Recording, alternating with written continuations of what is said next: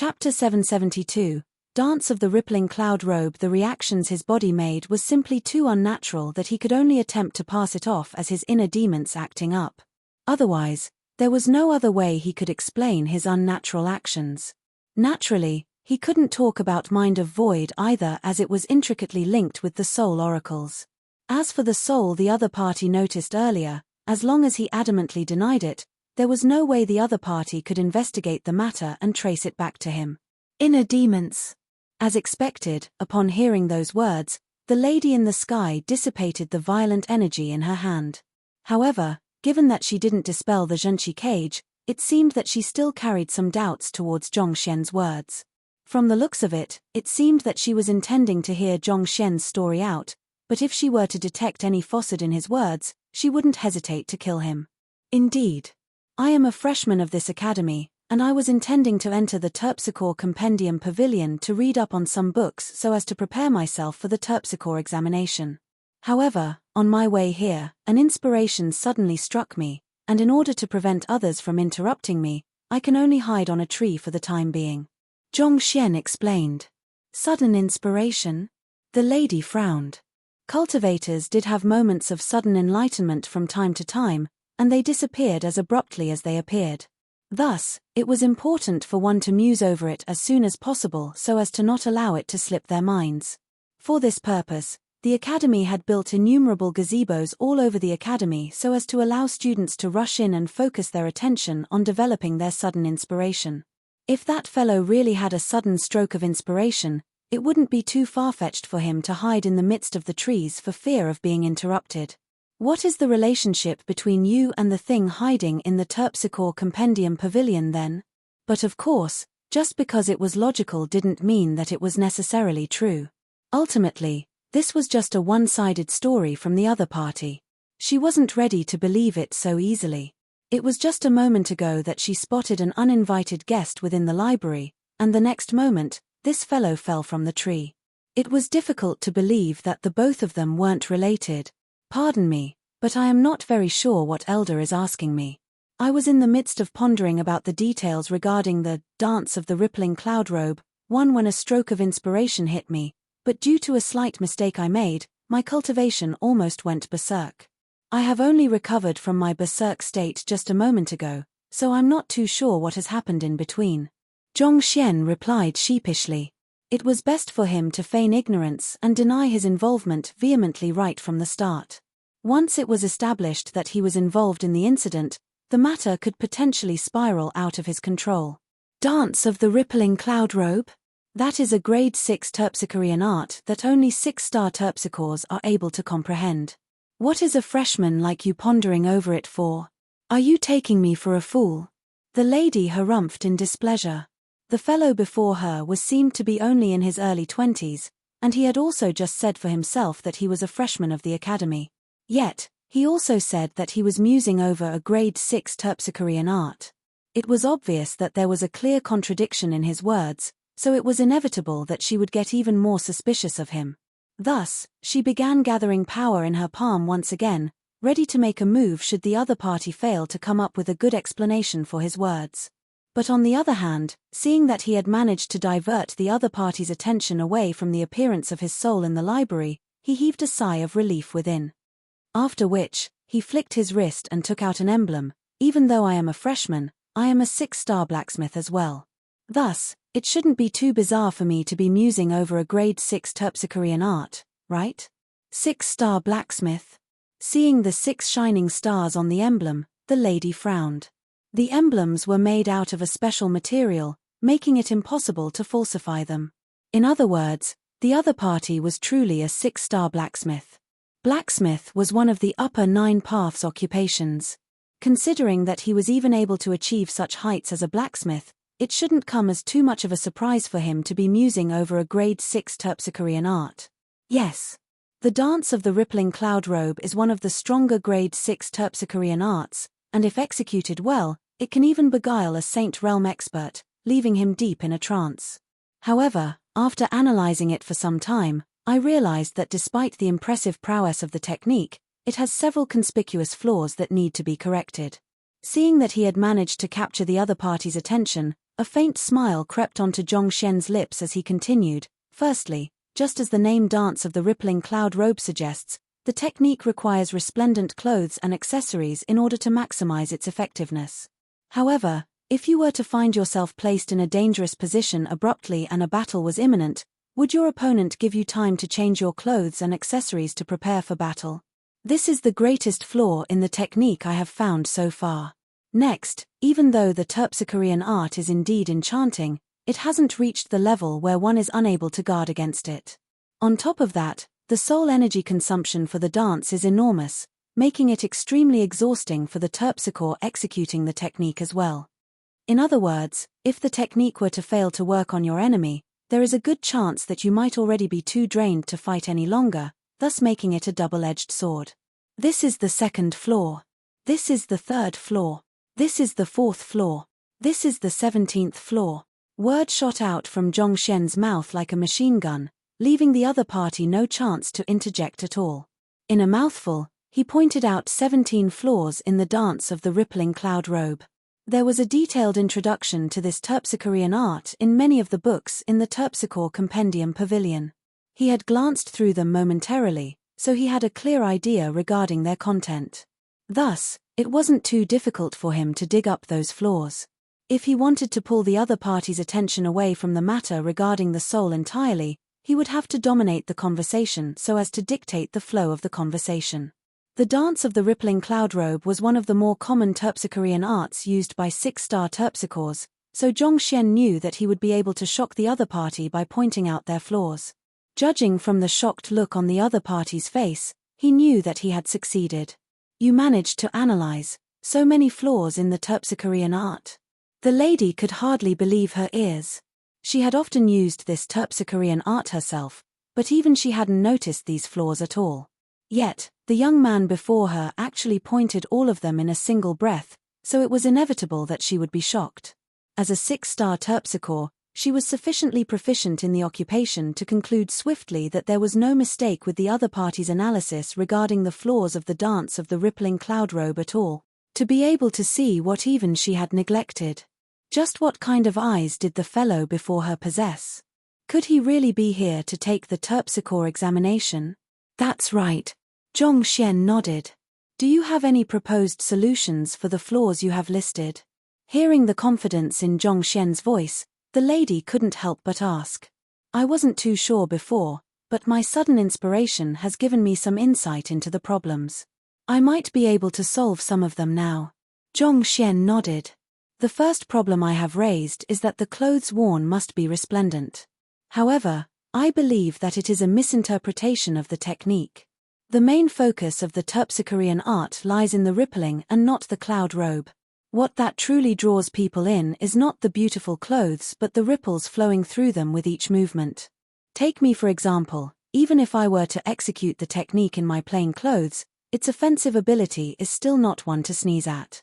As Zhongxian spoke, he raised his arm and lightly shook it.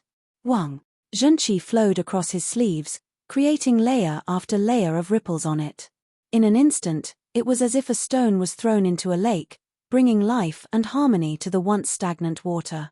Despite the young man's ordinary wear, under the effects of the harmonious ripples, she was still put under the illusion as if he was dressed like a majestic deity of the heavens. In an instant, the beautiful aesthetics permeated deep into her soul, bringing her inexplicable pleasure. His disposition and exterior changed in just a split instant, as if the dirty beggar from a moment ago had turned into the charming prince in a night banquet. Unwittingly, she found herself delving deeper and deeper into a trance. She quickly shook her head to regain her senses, and it was only then that she realized that the other party's motion had already stopped.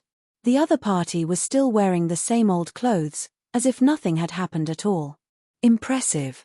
The lady's heart jolted in astonishment. As a 6-star Terpsichore, she had always been the one to charm others. Yet, the other party managed to make her lose herself momentarily despite his humble clothes. Most likely, his understanding of Terpsichorean arts had already far surpassed her, reaching a level she had always dreamed of. Seeing the shock on the other party's face, Zhongxian knew that he had already succeeded in convincing the other party about his identity, and he heaved a breath of relief. With a light chuckle, he continued, as for the second flaw regarding the high soul energy consumption of the technique, as long as one were to drive his soul energy in such a manner, one will be able to avoid. Given his current proficiency as a terpsichore, it wasn't too difficult for him to resolve the flaws in the dance of the rippling cloud robe. That terpsichorean art was highly demanding on the soul energy consumption, making it extremely damaging to the terpsichore executing the technique as well.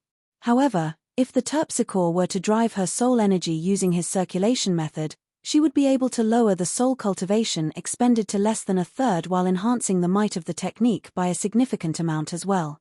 This. Hearing the formula, the lady swiftly did some calculations, and her eyes slowly widened in disbelief. She had just given the soul energy circulation formula a brief try just a moment ago, and she realized that the other party was right. Not only did the fellow before her revolutionize their understanding of the dance of the rippling cloud robe, he even enhanced the efficiency of the technique immensely as well. As for the third flaw, amidst her shock, the other party continued on proposing the solutions to the problems he had listed. The fourth flaw, the fifth flaw, the sixth flaw.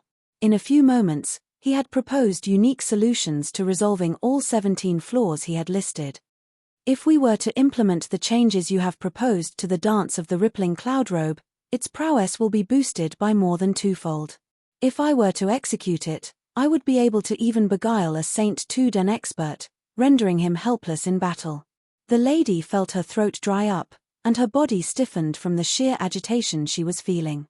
How could someone with her eye of discernment possibly not notice how valuable and fearsome the revised dance of the rippling cloud robe was?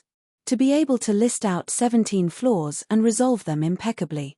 Despite his young age, the fellow before her possessed an understanding of terpsichorean art that was far beyond her imagination. This is all I have just gotten from my inspiration regarding the dance of the rippling cloud robe. I hope that this will be useful in perfecting the technique. If there is anything else that you are unsure of, feel free to ask me. I will try to answer everything within my means, Zhongxian said with a smile. Forced to a corner, he had to apply the knowledge he had just learned on the spot. Otherwise, considering how even 10 of him wouldn't be a match for a Saint Realm expert, it wasn't too difficult to imagine how tragic his outcome would be. Fortunately, everything seemed to have turned out well. It just happens that I do have some problems I wish to consult you on. It is regarding the fleeting fragrance terpsichorean art. Every time I attempt to cultivate it, I will feel a heavy and stifling sensation in my heart. May I know if there is any way I can resolve the issue? The lady hesitated for a short moment before asking. There were indeed some issues regarding the cultivation of her terpsichorean art that had confounded her for some time. Considering how the fellow before her was able to further refine the dance of the rippling cloud robe, perhaps he might be able to resolve the problems she was facing. Fleeting fragrance terpsichorean art. Are you referring to the technique created by 6-star terpsichore Zui Linglong 3,000 years ago? Zhongxian asked. Indeed. The lady nodded. The fleeting fragrance terpsichorean art can stir one's soul and produce a fragrance that reaches up to 10 li away, inviting birds and bees to dance in joy to it. It is one of the most advanced grade 6 terpsichorean art, possessing immense power. If you feel a heavy and stifling sensation in your heart upon its execution, if my deduction fails me not. Frowning deeply, Zhongxian paused for a brief instant as he assessed the lady before him before asking, "You haven't been in love before, have you?" "Aye. That's right." The lady shook her head. She had dedicated her life to the terpsichore, spending her time doing nothing but cultivate. Never had she met a man who had caught her eyes, so naturally, she hadn't had the opportunity to fall in love as well. That's indeed the problem. Zui Linglong created the fleeting fragrance terpsichorean art in the days when she first came to know love. Innocent and pure, she and her lover vowed to spend their days together until their hair loses its color and their lives come to an end. This terpsichorean art consisted only of a few simple movements, but it reflected her expectations for the blissful life ahead of her. You have never been in love before, so it will be hard for you to grasp this kind of emotions. As a result, your intent is not aligned with your dance, and forcefully executing it will only cause you to suffer injuries instead. Zhongxian explained. Alright, Why don't I modify this terpsichorean art for you to remove this flaw? If you wish to learn it. With a light chuckle, Zhongxian turned to the other party and said, I can teach you. Chapter 773, Pour Teach Me? The lady's eyes lit up. The fleeting fragrance terpsichorean art was currently the strongest technique she possessed, but she had never been able to successfully cultivate it. If she could master the technique after its modification, it would surely augment her fighting prowess significantly. Zhongxian contemplated for a moment before saying, That's right.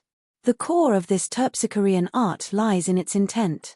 Even though you have never experienced the deep anticipation in wanting to spend your life together with a person you deeply love, you have experienced the loneliness and determination in striving for excellence in your cultivation. Even though that is a different emotion from the former, it doesn't pale in its intensity. If you can tap on it, you will still be able to draw out immense power from the terpsichorean art. I ask of you to enlighten me. The lady clasped her fist and bowed. From their previous conversation, she could already tell that the other party's understanding of terpsichorean arts far surpassed hers. Master teachers believed in taking the proficient as their teacher. Even though she was a Saint Realm expert, it wouldn't be a humiliation for her to humbly seek guidance for the doubts she was facing from someone weaker than her. Okay. Seeing the other party's polite attitude, Zhongxian nodded in commendation. A true master teacher should always remain humble and prepared to learn from the strengths of others, regardless of how young or weak they might be. After a moment of contemplation, Zhongxian reshaped the fleeting fragrance terpsichorean art to fit the intent the other party was capable of drawing out. He reconfirmed the feasibility and effectiveness of the technique before imparting it to the other party. Hearing the details of the revised fleeting fragrance terpsichorean art, the lady slowly went through every part of it so as to better comprehend the technique, and the astonishment on her face gradually increased. Realizing that the technique imparted to her was tailored to her needs, she turned to the other party with eyes filled with awe. The lady hurriedly dispelled the zhenqi cage around Zhongxian, clasped her fist, and earnestly apologized, Pardon me, I was reckless. If she had been thinking that the other party intended to steal something from the Terpsichore Compendium Pavilion earlier, such a thought had already vanished from her mind by this moment. While the collection of books in the library was beneficial to most students and teachers, it was already no longer useful in advancing her proficiency as a terpsichore. Since it was useless to her, considering the fact that the other party's comprehension of the terpsichorean art was even deeper than hers, what could possibly interest him in there? It seemed like the young man before her really had nothing to do with that fellow she had found hiding in the Terpsichore Compendium Pavilion earlier. The entire matter was just a coincidence. May I know how I can address you? Having thought this matter through, the lady's attitude became much politer than before. Elder, you are too polite. I am Zhongxian, a freshman who has just enrolled at the academy. Zhongxian quickly replied. Zhongxian? You are Zhongxian? Taken aback, the lady's eyes slowly widened into huge circles. You know me? Zhongxian asked. Of course, you are the student whom school head Mo proactively wanted to take under his wing and school head Zhao wanted to acknowledge as his junior. These two matters have spread like wildfire amongst the teachers in the academy. I would have to be living under a rock to not have heard of it. The lady said with a bitter smile. This freshman had broken far too many records right after his arrival. While he might still be little known amongst the student populace, he had already caused a massive stir amongst the teachers. Never in the history of the Master Teacher Academy had there been a student who had earned the favor of two school heads, only to reject the both of them flatly. I thought that Zhongshe only possesses outstanding talent in beast taming and smithing. To think that your understanding of terpsichorean arts has reached such astounding depths as well. The lady said with eyes gleaming in admiration. She had tried looking into Zhongxian's background at one time, and according to the rumors, he had a teacher who was sufficiently capable to even offer pointers to Pavilion Master Mo. How could such an outstanding figure possibly intend the Terpsichore school harm? There was no benefit that the Terpsichore school could offer him. Thus, it could only mean that she had wronged him. Elder, you are too courteous. The study of terpsichorean arts is deep and expansive. I have barely scraped the surface. Zhongxian quickly replied.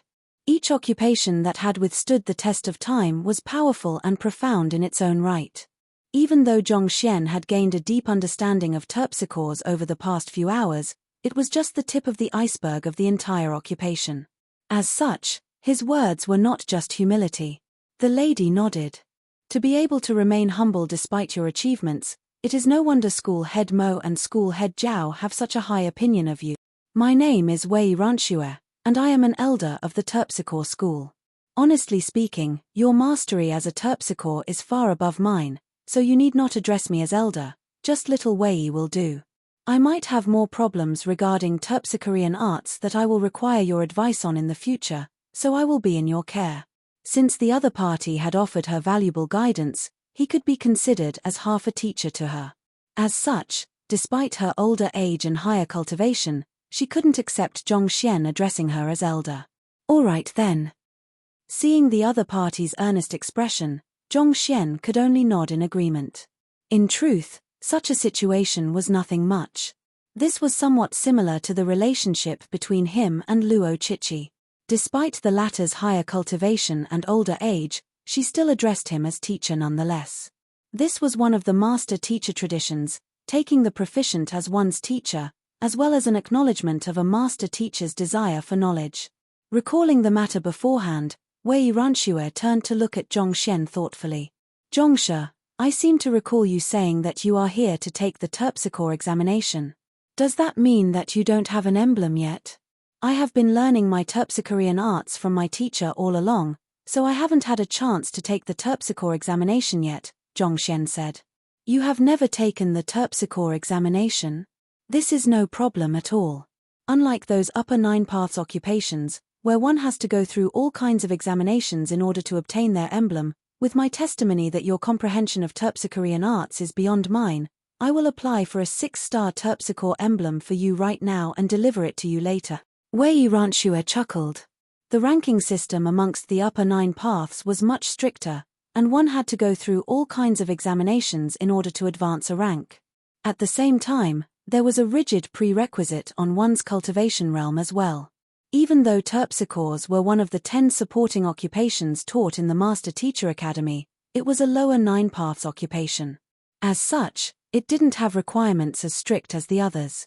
As long as Wei Ranxue served as a guarantor of his abilities, she would be able to apply for a 6-star pinnacle terpsichore emblem for him straight away, thus sparing him the trouble. Thank you for this. Not expecting the other party to volunteer to help him apply for the 6-star terpsichore emblem, Zhongxian's eyes lit up, and he immediately clasped his fist in gratitude. Once the application passed, he would have 2 6-star supporting occupations. 4 more and he would be able to take the 6-star master teacher examination. You're too polite, Wei Ranxue replied. With a smile on her lips, she invited, if Zhongshe doesn't mind, do you want to take a seat in the terpsichore hall? I wish to learn more about your insights regarding terpsichorean art. That. With my current state, I think I shall not impose on you. Furthermore, I have only just recovered from my berserk state, so I will need to rest for a moment. Zhongxian said as he glanced at his mudded clothes.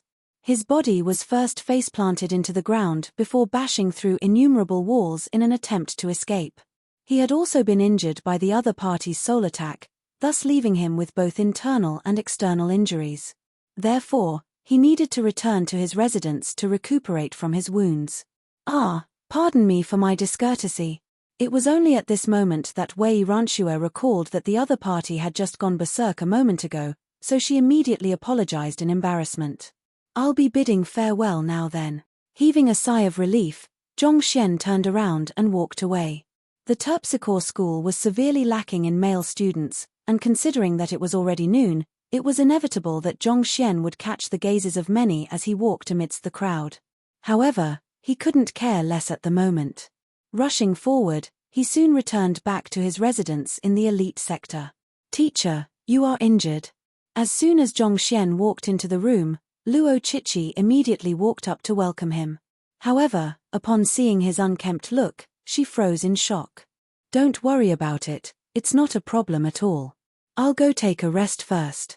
Too exhausted to explain, Zhongxian pushed open the doors to his room and walked in. His physical wounds weren't a problem.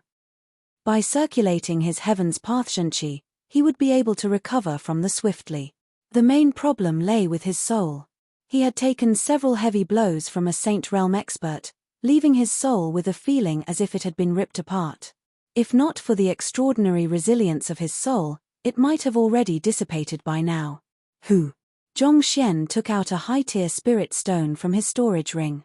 Without any hesitation, he began driving his cultivation technique, and pure spiritual energy began flowing from the high-tier spirit stone into his body, mending his injuries. The wounds on his soul were more difficult to treat than his physical injuries. Even with the Heaven's Path soul art and a high-tier spirit stone, it still took him some time. Only after relentless effort over 4 hours did his soul finally regain the glow and power it had before. Recalling the various matters that had happened today, a feeling of helplessness couldn't help but wash over Zhongxian. I really should be more careful the next time I wish to browse through books. He had been thinking of taking all of the books in the Master Teacher Academy into his library of Heaven's Path and leave the Empire, but it seemed like this thought was far too naive. For one, there were many restrictions imposed on the libraries throughout the academy. Even as a soul, it wouldn't be easy for him to enter or leave those areas. It was fortunate that he had read the Heaven's Path Terpsichorean art up to 6-star beforehand, allowing him to convince the other party that he wasn't there to cause any harm. But there was no guarantee that he wouldn't be caught before he was done reading through the books the next time, or that the person he encountered would be as patient and rational as Wei Ranxue. Forget it, I should focus on cultivating my soul first. In the Terpsichore Compendium Pavilion, Zhongxian had managed to compile 2 Heaven's Path soul arts. Now that his soul energy had recovered, it was about time for him to start cultivating. The higher his soul cultivation was, the faster he could browse through the books, and the better he would be able to conceal himself from others. Zhongxian took his clone out and imparted the simplified versions of the Heaven's Path soul art to him as well. Constructed out of a god artifact, his clone possessed an incredibly resilient body. His core weaknesses came mainly from his low Zhenqi and soul cultivation realm. Due to the lack of a suitable soul cultivation technique, his soul cultivation realm had been stuck at consonant spirit realm for quite a long time. Since Zhongxian had managed to obtain the next 2 dans of the Heaven's Path soul art, it was best for them to cultivate together. After all, his clone was also a part of his fighting prowess as well. Zhongxian and his clone drew their souls out of their bodies simultaneously, and holding a high-tier spirit stone each, they began to drive their Zhenqi according to the cultivation technique they had. Pure spiritual energy flowed into their souls, and the aura they exuded swiftly grew stronger and stronger. After an unknown period of time, with a sudden jolt, both of their souls achieved a breakthrough, reaching Cosmos Bridge Realm. However, they didn't stop cultivating there. Cosmos Bridge Realm Primary Stage, Cosmos Bridge Realm Intermediate Stage, Cosmos Bridge Realm Advanced Stage. An hour later, both Zhongxian and his clone's souls reached Cosmos Bridge Realm Pinnacle simultaneously. Even though his clone was cultivating the simplified version of Heaven's Path soul art, his rate of cultivation was able to remain on par with the main body due to it being nourished by the 9 Hearts Lotus over an extended period of time. Catcher. Just as they were about to strive for a higher realm, with a catcher, the high-tier spirit stones in their hands abruptly shattered into dust. Both the souls of the main body and the clone were 10 meters tall, so the spiritual energy required for them to achieve a breakthrough was significantly higher than normal souls as well. As a result, one high-tier spirit stone was only barely enough for them to advance from Consonant Spirit Realm Pinnacle to Cosmos Bridge Realm Pinnacle. Continue, Zhongxian said through gritted teeth. If advancing to Cosmos Bridge Realm Pinnacle would take him a high-tier spirit stone, it was hard to imagine how many more he would require in order to reach Perfect Harmonization Realm or even higher. Exhaling deeply, Zhongxian took out the remaining 8 high-tier spirit stones he had and split them equally between him and his clone. Let's start. Drawing his soul out once more, Zhongxian resumed his cultivation. Spending 1 high-tier spirit stone, he managed to make the breakthrough to Perfect Harmonization Realm. Spending yet another one, he reached Perfect Harmonization Realm Intermediate Stage. Before long, he was done consuming all 4 high-tier spirit stones, and his cultivation stopped at Perfect Harmonization Realm Advanced Stage. To think that even 4 high-tier spirit stones wouldn't be sufficient for him to reach pinnacle. Isn't this rate of consumption a little, way too high? Looking at the powdery remains of the 10 high-tier spirit stones which he had gathered with great difficulty, Zhongxian couldn't help but feel incredibly frustrated. He was only at perfect harmonization realm, but the rate of consumption of spirit stones was already astounding. Without a doubt, the number of spirit stones he would require would only increase exponentially. Where in the world was he supposed to gather that much money? He'd thought that he had already become a little tycoon with 10 high-tier spirit stones in his possession, but in the blink of an eye, he was poor once again. Chapter 774, Hu Yaoiro's Invitation Origin. Heavy water costs 10 high-tier spirit stones per bottle. I need 10 bottles to cultivate the third incandescence of quintuple incandescence golden body, so in other words, I require 100 high-tier spirit stone. Considering that I have expended 4 spirit stones cultivating from Cosmos Bridge Realm Pinnacle to Perfect Harmonization Realm Advanced Stage, in order to reach Pinnacle, I will need 2 high-tier spirit stones or perhaps even more. Beyond that, Ethereal Treading Realm, Chrysalis Realm, Half Saint. The number of high-tier spirit stones will only increase exponentially. Without at least 100 high-tier spirit stones, I won't be able to go far. Zhongxian's head began aching. It seemed like his wish of reaching Saint Realm within 10 days was nothing more than a pipe dream at this point. Putting everything aside, just the lack of spirit stones was already a huge problem in itself. I really should start finding a way to earn more money. Zhongxian rubbed his glabella in distress. It was clear that he would need to find a stable source of income, but several hundred high-tier spirit stones was no small sum. It would be hard to find a viable solution at a whim. I should take a look at how much I have progressed for the time being. He could slowly contemplate the issue regarding earning money in the future. For the time being, he looked inward in order to assess his current strength as a result of the recent breakthroughs. With his soul reaching perfect harmonization realm, his strength had soared once more, leaping from 3,200,000 ding to 10 million ding. Factoring in the 8 million ding he could harness from both his physical body and Junchi cultivation, he had a maximum of 26 million ding at his disposal, putting him on par with a Chrysalis Realm Primary Stage expert. Chrysalis Realm Primary Stage 25 million ding, Intermediate Stage 28 million ding, Advanced Stage 31 million ding, Pinnacle 34 million ding. It must be said that the rate at which he was growing was truly frightening. Zhongxian turned to his clone and noted that the latter had also stopped at Perfect Harmonization Realm Advanced Stage. Noticing Zhongxian's gaze on him, his clone's eyes gleamed in excitement. "Shall we have a duel?" Zhongxian shook his head awkwardly. I'll pass." Even though his clone's cultivation was mainly derived from his soul, his physical body was simply too powerful. It would be a grave mistake to gauge his strength just by his soul cultivation alone. Furthermore, it seemed his physical body was gradually growing stronger as he advanced his soul cultivation. With Zhongxian's current strength, he could easily defeat opponents with higher cultivation realm than him. But even so, he was still a far way off from matching with that fellow. If he were to challenge the other party to a duel, there was not a shadow of a doubt that he would be utterly crushed. It was already extremely embarrassing that he, as the main body, was unable to defeat his clone. Why would he intentionally ask for a beating on top of that? Returning his clone to his storage ring, Zhongxian pushed open his door and walked out. As he made his way to the main hall, Luo Chichi suddenly walked up to him and greeted him. Zhongxian had already changed into a fresh set of clothes. With the advancement of his soul cultivation, his eyes seemed to have grown a little profounder, and his aura had become more indiscernible, creating an unfathomable aura around him. "Teacher, Senior Hu Yaoyao has just sent a letter over inviting you to a night banquet," Luo Chichi said as she assessed Zhongxian with doubtful eyes. Yesterday, when her teacher had returned injured in the afternoon, she'd thought that it was a result of a confrontation with Hu Yaoyao while trying to get the location of Elder Wu Yang's old residence out of her.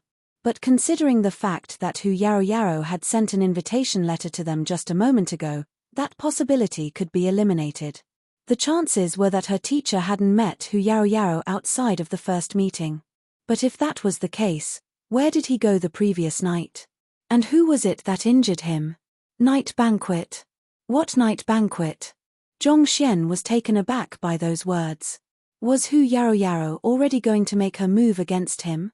Here, take a look at this. Luo Chichi raised her hands to pass an envelope over. Zhongxian took the envelope from her hands and opened it. Contained within the envelope was an invitation letter, and putting aside the pleasantries written, the content was mainly speaking about how she'd felt a strong affinity with them when they'd met the previous night. Therefore, she decided to extend an invitation to them for her night banquet, and she hoped that they wouldn't turn down her goodwill. The address was the Terpsichore School, Cloud Sparrow Lodge. Cloud Sparrow Lodge? Zhongxian asked questioningly. That is Senior Hu Yaroiro's private residence. It is located within the Terpsichore School. Luo Chichi explained. Fearing that her teacher wouldn't understand, she further elaborated, the elite sector is divided into 4 subsectors, namely D, C, B, and A, which correspond to Grade 1, Grade 2, Grade 3, and Grade 4 students respectively. Grade 5 students don't reside in the elite sector. Instead, outstanding Grade 5 students can have private residences constructed for them in the school of their main supporting occupation. Naturally, the location and facilities of those private residences are far better than those in the elite sector. Zhongxian nodded. He had heard it from Huang Xing and the others when he first arrived at the elite sector. Of the 4 subsectors, he was currently living in Sector D. Sensing the scent of a scheme from this matter, Luo Chichi said with a frown, "Teacher, the other party refused our request yesterday, but she still chose to send us this abrupt invitation letter today. I fear that she is up to no good." There is no doubt that she is up to no good. However, if we don't go, it will be impossible for us to locate Elder Wu Yang's old residence, Zhongxian analyzed calmly. Hearing those words, Luo Chichi could only nod in agreement with a bitter smile on her face. If there was another way around this matter, they would have already made a move. However, with the other party holding the vital information they required, they could only play along with her games. Since that's the case, what is there for us to hesitate about? Since she has invited us to a night banquet, we will just have to head over to take a look, Zhongxian said. He had headed over to the Hu Yaroiro's residence in the hope of sounding her out, but in the end, due to the other party abruptly stripping, he could only abandon his original intention. It was just a matter of time before they would have to confront one another. This night banquet might be a trap prepared for him, but it was also an opportunity to get the location of Wu Yang's old residence out of her. Naturally, Zhongxian wouldn't give this chance up so easily. He was severely lacking money at the moment. If he could find Wu Yang's treasure, he might be able to free himself from the troubles he was facing. Hearing her teacher's decision, Luo Chichi made up her mind as well and asked, "Then, should we head off now?" "Now?" Zhongxian glanced at the sky, and only then did he realize that the sun had already set. It was already afternoon by the time he returned from the Terpsichore School, and his recuperation and cultivation had taken him around 5 hours or so. As a result, by the time he was done, the sky was already pitch black. Let's head off then. It was already about time for the night banquet to start, so they had to make haste. Leaving the residence, the duo headed straight for the Terpsichore School. While the Terpsichore School wasn't as large as the blacksmith school, its size was still nevertheless impressive. It took some time before the duo arrived at the courtyard where Zhongxian had seen Hu Yarou stripping last night. "So, this is the Cloud Sparrow Lodge." Zhongxian nodded. Based on what he had seen yesterday while following Hu Yarou, the residence was much more majestic and larger than the surrounding residences and those in the elite sector as well. This residence wasn't called the Cloud Sparrow Lodge initially. According to the rumors, back when Senior Yarou was taking the 6-star Terpsichore examination, she wore a magnificent dress and performed the dance of the rippling cloud robe. Her dance was so alluring that it attracted the excited chirping of the visiting cloud sparrows, and their calls resounded for a very long time even after the dance had ended. In commemoration of that event, this residence was renamed the Cloud Sparrow Lodge, explained Luo Chichi via Zhenqi telepathy, knowing the story behind the name. Zhongxian nodded in response. The dance of the rippling cloud robe did possess such astonishing capability when paired with resplendent clothes. It could easily beguile humans and beasts alike, sending them into a feverish state. Cloud Sparrow was a small savage beast that possessed minimal fighting prowess. However, it was a connoisseur of art, and its excited chirping could be considered the greatest applause and recognition to a dancer. That matter solidified Senior Yaoiro's standing in the Terpsichore school, and even the head of the Terpsichore school accepted her as her direct disciple. Luo Chichi continued. The head of the Terpsichore school was naturally one of the 10 great master teachers as well. Being the direct disciple of such an incredible figure, little had to be said about Yaoiro's standing in the Master Teacher Academy. This was also one of the reasons the bewitching devil faction had grown to become one of the largest factions in the academy with innumerable followers. At that moment, the doors to the Cloud Sparrow Lodge creaked open, and the lady whom Yaoyaro had addressed as Shinru yesterday night walked out and clasped her fist respectfully. The two of you must be Zhongshi and Luoshi, right? As Zhongxian had been too focused on Yaoyaro the previous night, he'd neglected the lady before him. However, standing at such proximity to one another, he realized that her cultivation had reached a fair level as well. Transcendent Mortal 8 Dan Pinnacle Expert. With this, she could probably be considered as one of the top experts amongst the Grade 4 students. Yet, she was still ordered around as a subordinate in Yaoiro's residence. It seemed Yaoiro's influence was greater than he had initially thought. We are. Luo Chichi replied. Faction leader Yaoyaro has instructed me to escort you in, please follow me. With a graceful smile, Shinru turned around and led the way. Following behind her, Zhongxian and Luo Chichi stepped into the Cloud Sparrow Lodge. As Zhongxian had been too engrossed in following Yaoiro's trail and avoiding the eyes of others last night, he hadn't thought much about the residence. Strolling through it leisurely now, however, he realized that the residence was enormous. It was at least 7 times larger than his residence in the elite sector. In the courtyard, there was a pond in which many koi fishes were swimming to and fro. Beautiful flowers were cultivated in the area, and they exuded a light but refreshing fragrance. Furthermore, there seemed to be a spirit-gathering formation constructed beneath the residence. The spiritual energy in the area was even more concentrated than that in the elite sector. Even if an ordinary human incapable of cultivating were to live in this residence, their body would be nourished by the concentrated spiritual energy, leaving them energized and invulnerable to most common illnesses. This way. Shinru gestured with her hands. After walking through a long corridor, walking across 2 small bridges in between, they finally arrived at the main hall. The interior of the main hall was brightly lit, as if it were daytime. There is no one inside. Stepping into the main hall, Zhongxian scanned the room, and he was surprised to see that it was devoid of people. There were small wooden tables laid out for both the host and the guests in the vast room, and they were filled with fine wine and food. However, the person who had invited them, Yaoyaro, was nowhere in sight. Faction leader Yaoyaro has some urgent matters to deal with, so she had to leave for a moment. She will be back very soon, so she instructed me to lead you to the main hall to take a seat first, Shinru explained with a smile. I see. Based on the conversation he had overheard yesterday, Zhongxian knew that Yaoyaro intended to deal with him. Most probably, her absence was also a part of her plan as well. Knowing that it would be futile for him to probe deeper, he shrugged the matter off with a smile. After which, he and Luo Chichi walked over to the 2 empty guest seats and sat down. Zhongxian had to admit that the other party did make ample preparations for this night banquet.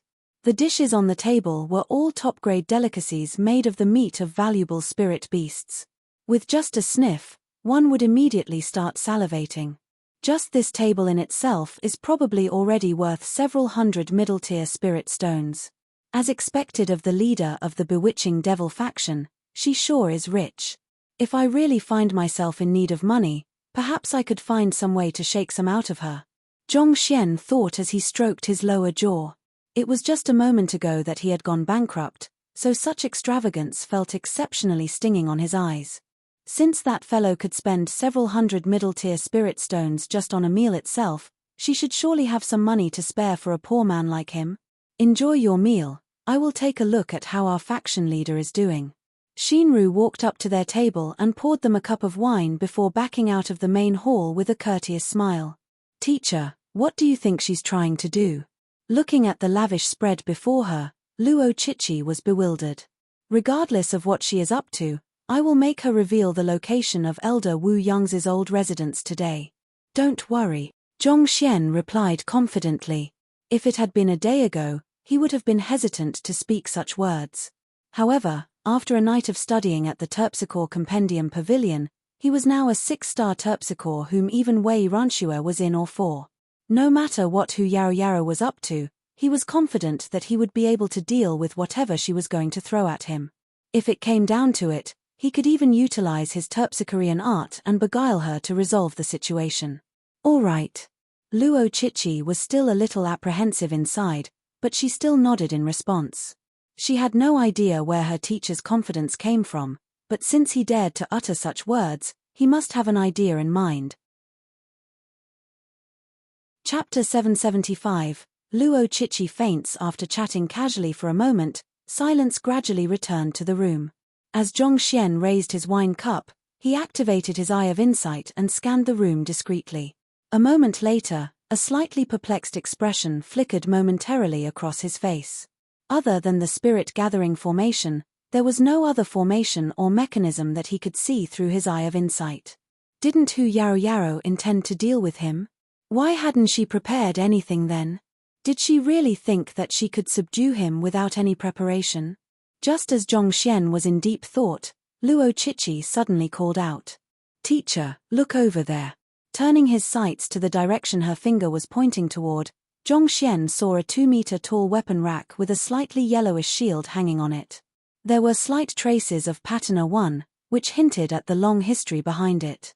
"It is probably just a decorative artifact," Zhong Xian replied. Judging from the design of the weapon, it was probably smithed as an ornament. It wasn't uncommon for large clans to hang such items in their main hall in a display of power. I have read many books regarding Elder Wu Yangzi, and according to the records, he smithed a total of 124 weapons in his life, and 17 of them are shields. One of them, the Blazing Moon Copper Shield, has a bizarre fiery moon design, and it resembles that of this shield, Luo Chichi said with a frown. Blazing Moon Copper Shield? Hearing those words, Zhong Xian began examining the shield more carefully. Even though it was quite a distance away from them, with their keen eyes, they could still easily see the fiery moon reminiscent of the sun inscribed onto it. Unlike ordinary shields, it also had an irregular hexagonal shape. On the whole, the shield seemed exceedingly queer. Realizing the significance of Luo Chichi's words, Zhong Xian asked agitatedly, "You mean that this is a shield smithed by Elder Wu Yangzi?" "Yes." Luo Chichi stood up and walked toward the corner of the main hall and began examining the shield carefully. The more she studied the shield, the grimmer her expression became. Still in his seat, Zhong Xian turned his gaze to the shield as well. While the shield was ancient, it had an extremely complex workmanship that, based on Zhong Xian's comprehension of smithing, bore a striking resemblance to that of the zither forging technique. Eye of insight. Lines of insight rippled in Zhong Xian's eyes as the information regarding the shield appeared before him. This was indeed left behind by Elder Wu Yangzi. Zhong Xian was taken aback. He'd thought that it was only an imitation, but the evidence was pointing to it being authentic. It is said that Elder Wu Yangzi smithed the Blazing Sun copper shield in remembrance of his late wife, so he never put this artifact up on sale before. Many thought that it had disappeared along with him, but to think that it would actually be here, Luo Chichi exclaimed in shock. Clenching her fists tightly, she continued, "It seems Senior Yaoyao really does know where the old residence is. There is a high chance that she might have unearthed it from there." Zhong Xian also shared the same thoughts as Luo Chichi. Since this shield had never been put on sale before, there was a high chance that it had been hidden in Wu Yang's old residence, and Hu Yaoyao had managed to find it by some stroke of luck. After examining the shield, Luo Chichi was just about to return to her seat when she abruptly froze again. "There's also a sword here." On the wall not too far away from them hung a sword in its scabbard. A weapon rack had hindered her view of it from her seat, so Luo Chichi hadn't noticed it previously. It was only after walking up to the shield that she managed to get a clear view of the sword. Just like the shield, the sword hilt and scabbard also carried traces of age on it. With just a single glance, one could tell that it was an ancient artifact. Walking up to the sword to assess it, Luo Chichi's frown deepened. Eventually, she took it down from the wall. Luo Chichi wasn't the type to take the possession of another easily. For her to take the initiative to step forward to take down the sword, it could only mean that she had noticed something peculiar about it. Knowing this, Zhongxian asked, "What? Was this sword smithed by Wu Yangzi as well?" "Yes. If I'm not mistaken, this should be the blazing moonblade that elder Wu Yangzi left for his daughter. This sword has also never been sold on the market before. If there is a fiery sun inscription on the blade, that would mean that my deduction is correct," Luo Chichi explained as she placed her hands on the scabbard and the hilt each and pulled. Voila! A chilling glint flashed from the body of the sword, sending a shiver down the spines of those in its vicinity. "A good sword that is," Zhongxian exclaimed. Even though this sword wasn't on par with his Glacier Rain sword, it was still an incredible creation that had managed to reach spirit pinnacle. There's indeed a fiery sun. With her eyes fixated on the sword, delight surfaced on Luo Chichi's face. But before her delight could bloom into a smile, a light buzz sounded from the sword. Wang! The sword trembled violently, as if the spirit within it was protesting in fury. "This is bad." Hearing that sound, Zhongxian narrowed his eyes. He hurriedly stood up and rushed up to her, but despite his swift reaction, he was still a step too late. As if sapped of her strength, Luo Chichi's figure abruptly staggered and fell weakly to the side. Zhongxian immediately caught Luo Chichi's falling figure and placed his forefinger and middle finger on her wrist to feel her pulse. A moment later, he heaved a sigh of relief. "Thank goodness there isn't anything wrong with her. It seems she has only lost her consciousness." Fearing that Hu Yaro would suddenly spring something on them, Zhongxian had chosen to remain in his seat and wait patiently for whatever was to come and deal with them. He'd thought that the other party would resort to using formations and mechanisms against him, but who could have known that she would spike the sword instead? Knowing that Luo Chichi was fine, Zhongxian tapped on a few points of the sword first before grabbing the blazing moon sword to examine it. There is no poison on it. It seems Luo Chichi was indeed attacked by the spirit within the sword instead. Still, to think that this sword would have the ability to jolt one's soul. Most formidable artifacts would possess some kind of unique ability.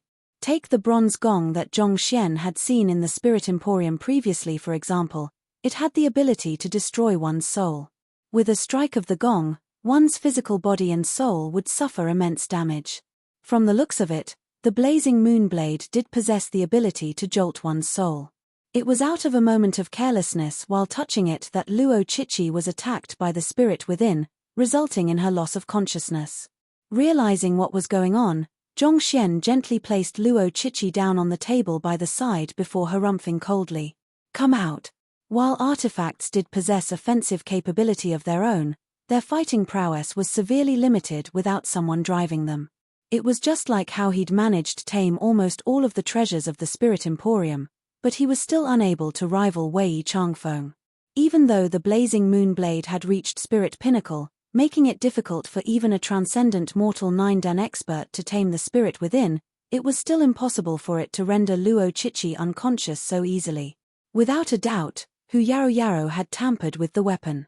The other party knew that they were anxious to seek out Wu Yangzi's old residence, so she intentionally placed the shield there in order to draw their attention to it first.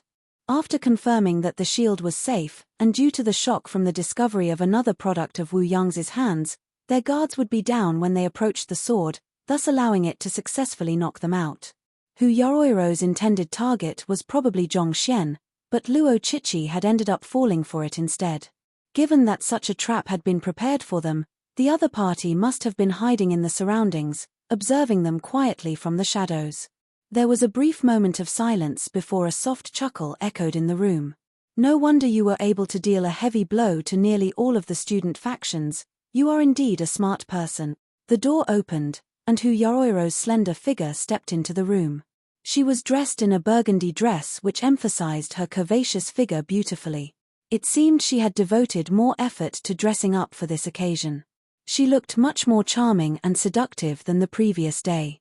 For a grade 5 student to pick on a freshman, don't you think that this will reflect badly on your reputation? Zhongxian glanced at her figure impassively. My reputation? I invited you to my night banquet out of goodwill, but in my moment of absence, you took my sword without permission. Don't you think that the one whose reputation will be reflected badly is you?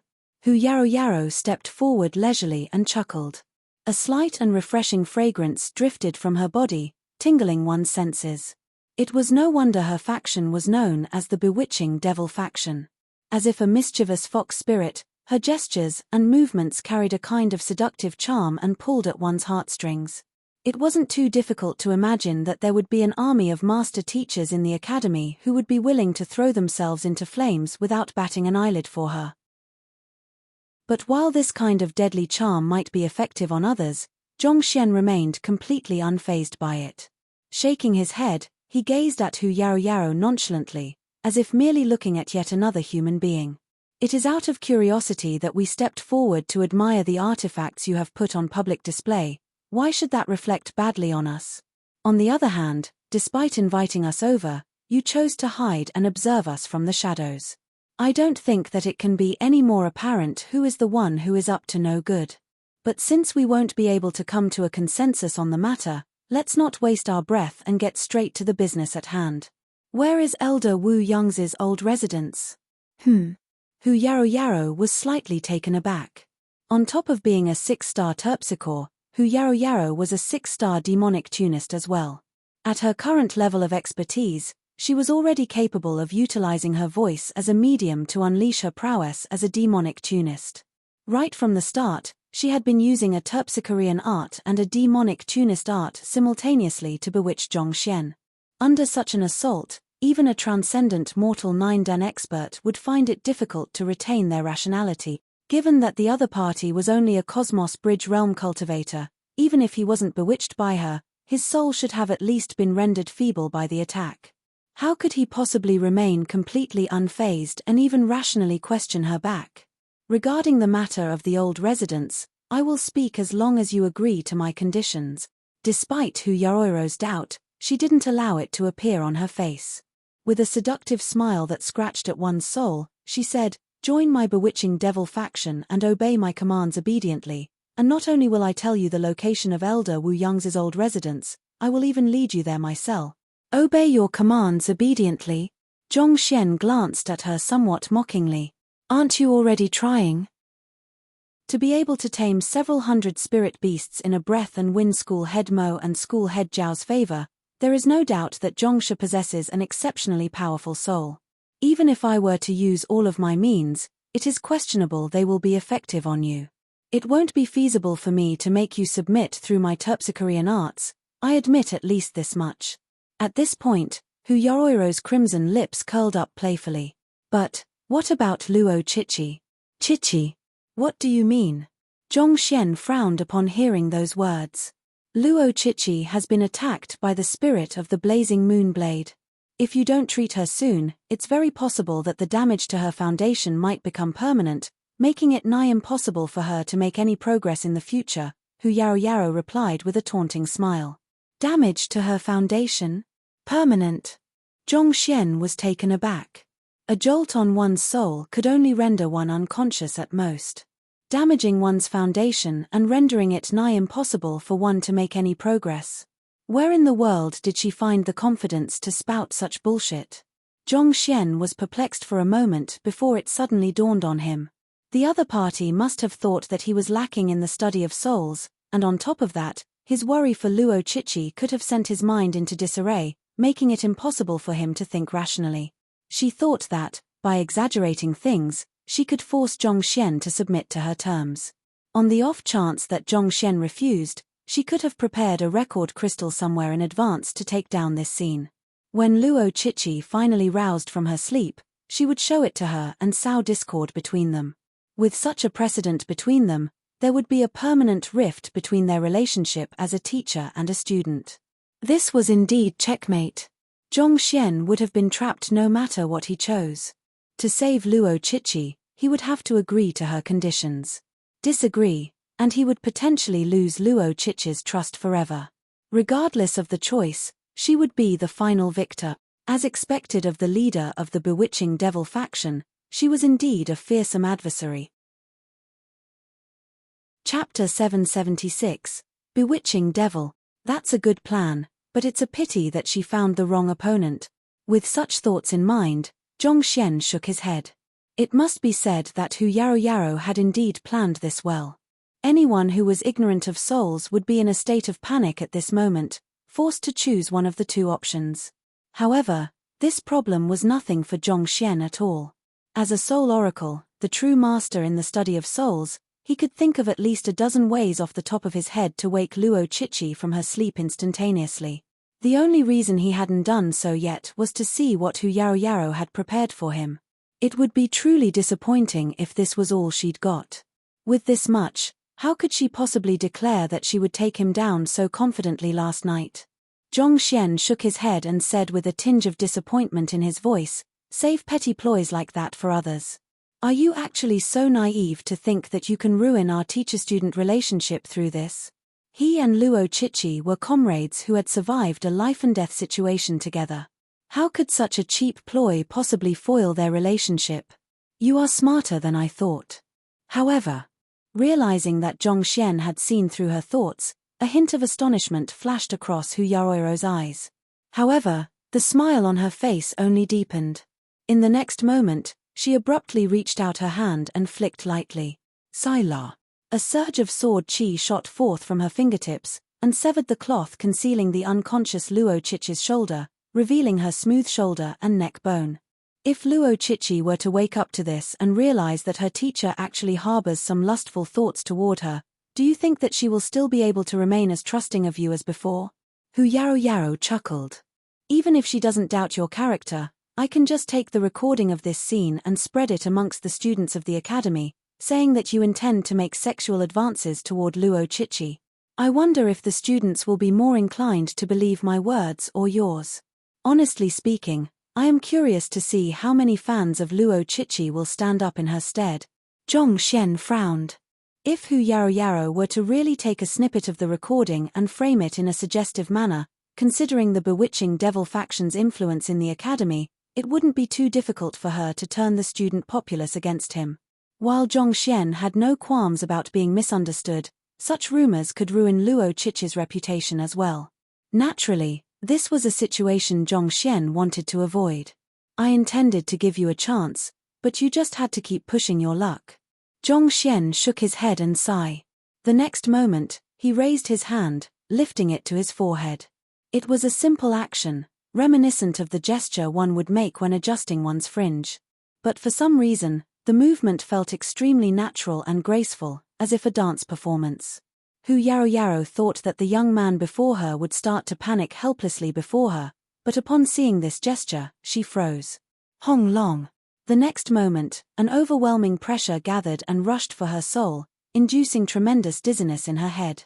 Damn it, this is a terpsichorean art. How can he possibly know any terpsichorean arts? Hu Yaroiro's face paled under the pressure, and she nearly lost consciousness. As one of the top students of the terpsichore school, she had intended to make use of her terpsichorean art to pressure the other party into submitting to her. However, before she could succeed, she was already struck squarely by the other party using the same method she was going to use against him. The immense frustration she felt from being outdone in her field of specialty left her on the verge of spewing blood.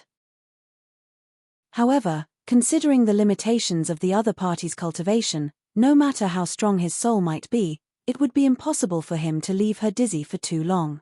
As soon as she recovered, she would make him regret his actions.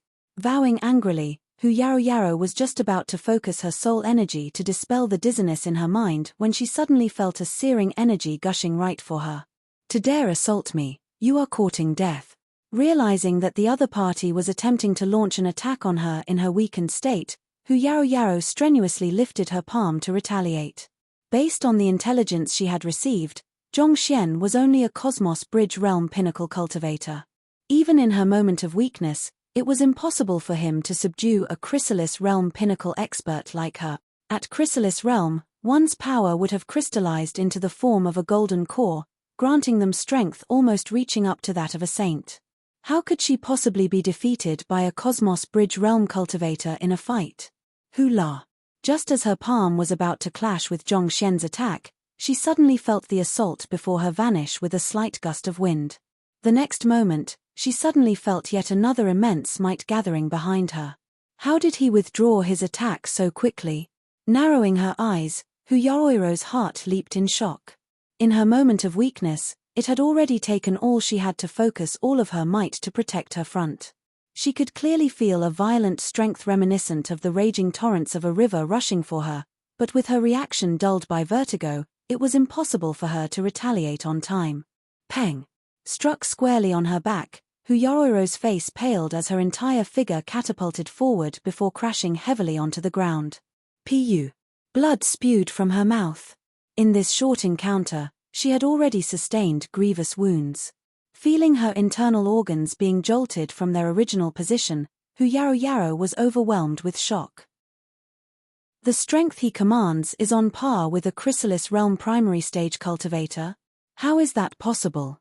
There was no doubt that the other party's palm carried a might exceeding 25 million ding. Otherwise, given the resilience of her body as a chrysalis realm expert, even if she was caught off guard, it was impossible for her to be wounded so heavily. Wasn't the other party a Cosmos Bridge realm pinnacle cultivator? Yet, not only did he manage to successfully assail her soul, he was even able to command a might of 25 million ding. Just how in the world did he do it? Another mouthful of fresh blood spurted by Yaoiro's mouth. The next moment, she felt someone lifting her body up, and her body immediately tensed in alarm. Soon, as the dizziness she felt began to dispel, she got a clear sight of the situation before her. At this moment, she was being held up by Zhongxian, who was looking at her with a frustrated expression.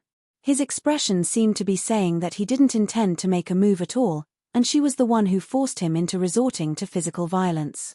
Seeing this, Yaoiro's slender figure trembled once more, and yet another mouthful of fresh blood spewed from her mouth.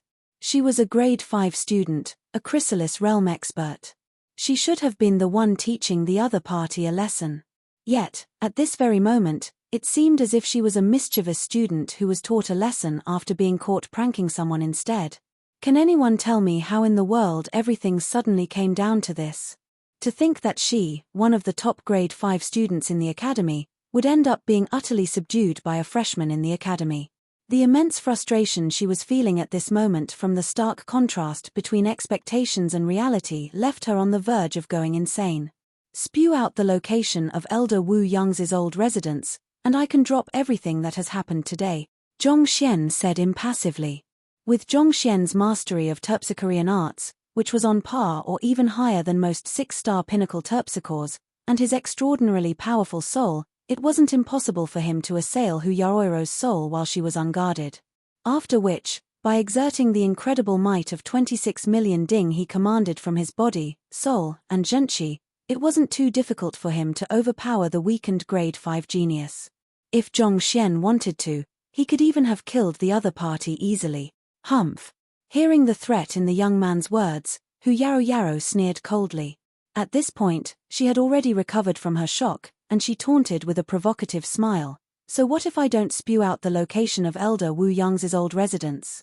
What can you do about it? Are you going to kill me for it? Hearing those words, Zhongxian frowned. Despite all that Yaoiro had done, her actions didn't warrant death. On top of that, putting aside the fact that she was a master teacher and that they were in the Master Teacher Academy which prohibited killing amongst fellow students, just the fact that it might be possible that what Yaoiro had claimed was true, that she was the only one who knew where Wu Yang's old residence was, made it an unwise decision to kill her. If they were to really kill her, it was possible that they might never be able to find Wu Yang's treasure anymore. Of course, I won't kill you for something as trivial as this. However, I conceal your acupoints and hang you on a flagpole so that everyone passing by can admire the embarrassing state of the leader of the bewitching devil faction. Throwing Yaoiro on the ground, Zhongxian placed his hands behind his back and glanced down at her coldly. Are you trying to compete with me who can be more shameless? Ha, you must be joking with me. When I was at the peak of my shamelessness, you were still playing in the mud. You dare! As expected, upon hearing those words, Yaoiro's smile vanished, and her face turned livid. To be honest, she'd thought that she was already quite a brazen person herself, but to think that this fellow would be even more brazen than her. One must know that she was one of the top beauties in the academy, and a slight smile or a small gesture could send butterflies fluttering in the stomach of another. There were many men who would be more than willing to do anything to please her, but not only did this fellow beat her up mercilessly, he even wanted to hang her on a flagpole. "Screw you. You can try me if you want to," Zhongxian replied coldly. "You." Hu Yarou glared at Zhongxian furiously with gritted teeth. Considering how the fellow before her had caused such a huge uproar in the academy as soon as he had arrived, destroying the passageway of records in the blacksmith guild and provoking the 4 biggest school factions in the academy, she might still harbor some doubts if it was anyone else, but this fellow, she could totally see him doing it. Putting everything else aside, she could still feel a stabbing pain in her organs from the heavy blow on her back. Considering how he was able to strike her so heavily without any hesitation, it shouldn't come as a surprise that he would hang her on a flagpole. But to submit to a freshman? Impossible. Ever since entering the academy, she, Hu Yarou, had always been the one to get the better of others. When had she been bullied like that before? If she were to give in, what pride would she have to remain in the academy? Not to mention, what would the members of her bewitching devil faction think of her as well? But if she adamantly refused to submit, what if that lunatic were to really do it? Frustrated, Hu Yarou clenched her teeth so tightly together that it felt as if they would chip soon. In that moment of dilemma, her gaze suddenly fell on Luo Chichi, and a thought flashed through her mind. Sila. She extended her right hand to her left shoulder and tore off the cloth of her dress, revealing her smooth shoulder. "If you wish to hang me on a flagpole, so be it. However, be prepared to face the consequences then. If I were to say that you tried to take advantage of me, I wonder what will happen to you. For a master teacher to engage in such despicable acts, will you even be able to retain your master teacher license?" Hu Yarou chuckled cunningly. "Challenge me? Try again a century later." Zhongxian was rendered speechless by the other party's antics. He finally understood why the other party was called the Bewitching Devil. If it had been Luo Chichi who'd met with such a situation, she would have been overwhelmed with embarrassment and humiliation. Yet, Hu Yarou actually went to the extent of ripping her clothes apart. If she were to run out in such a state and scream that Zhongxian had taken advantage of her, there would really be quite a few people who would believe her. Ultimately, ladies were often viewed as the weaker gender, making it easier for them to win the sympathy of others, especially for those as beautiful as Hu Yarou.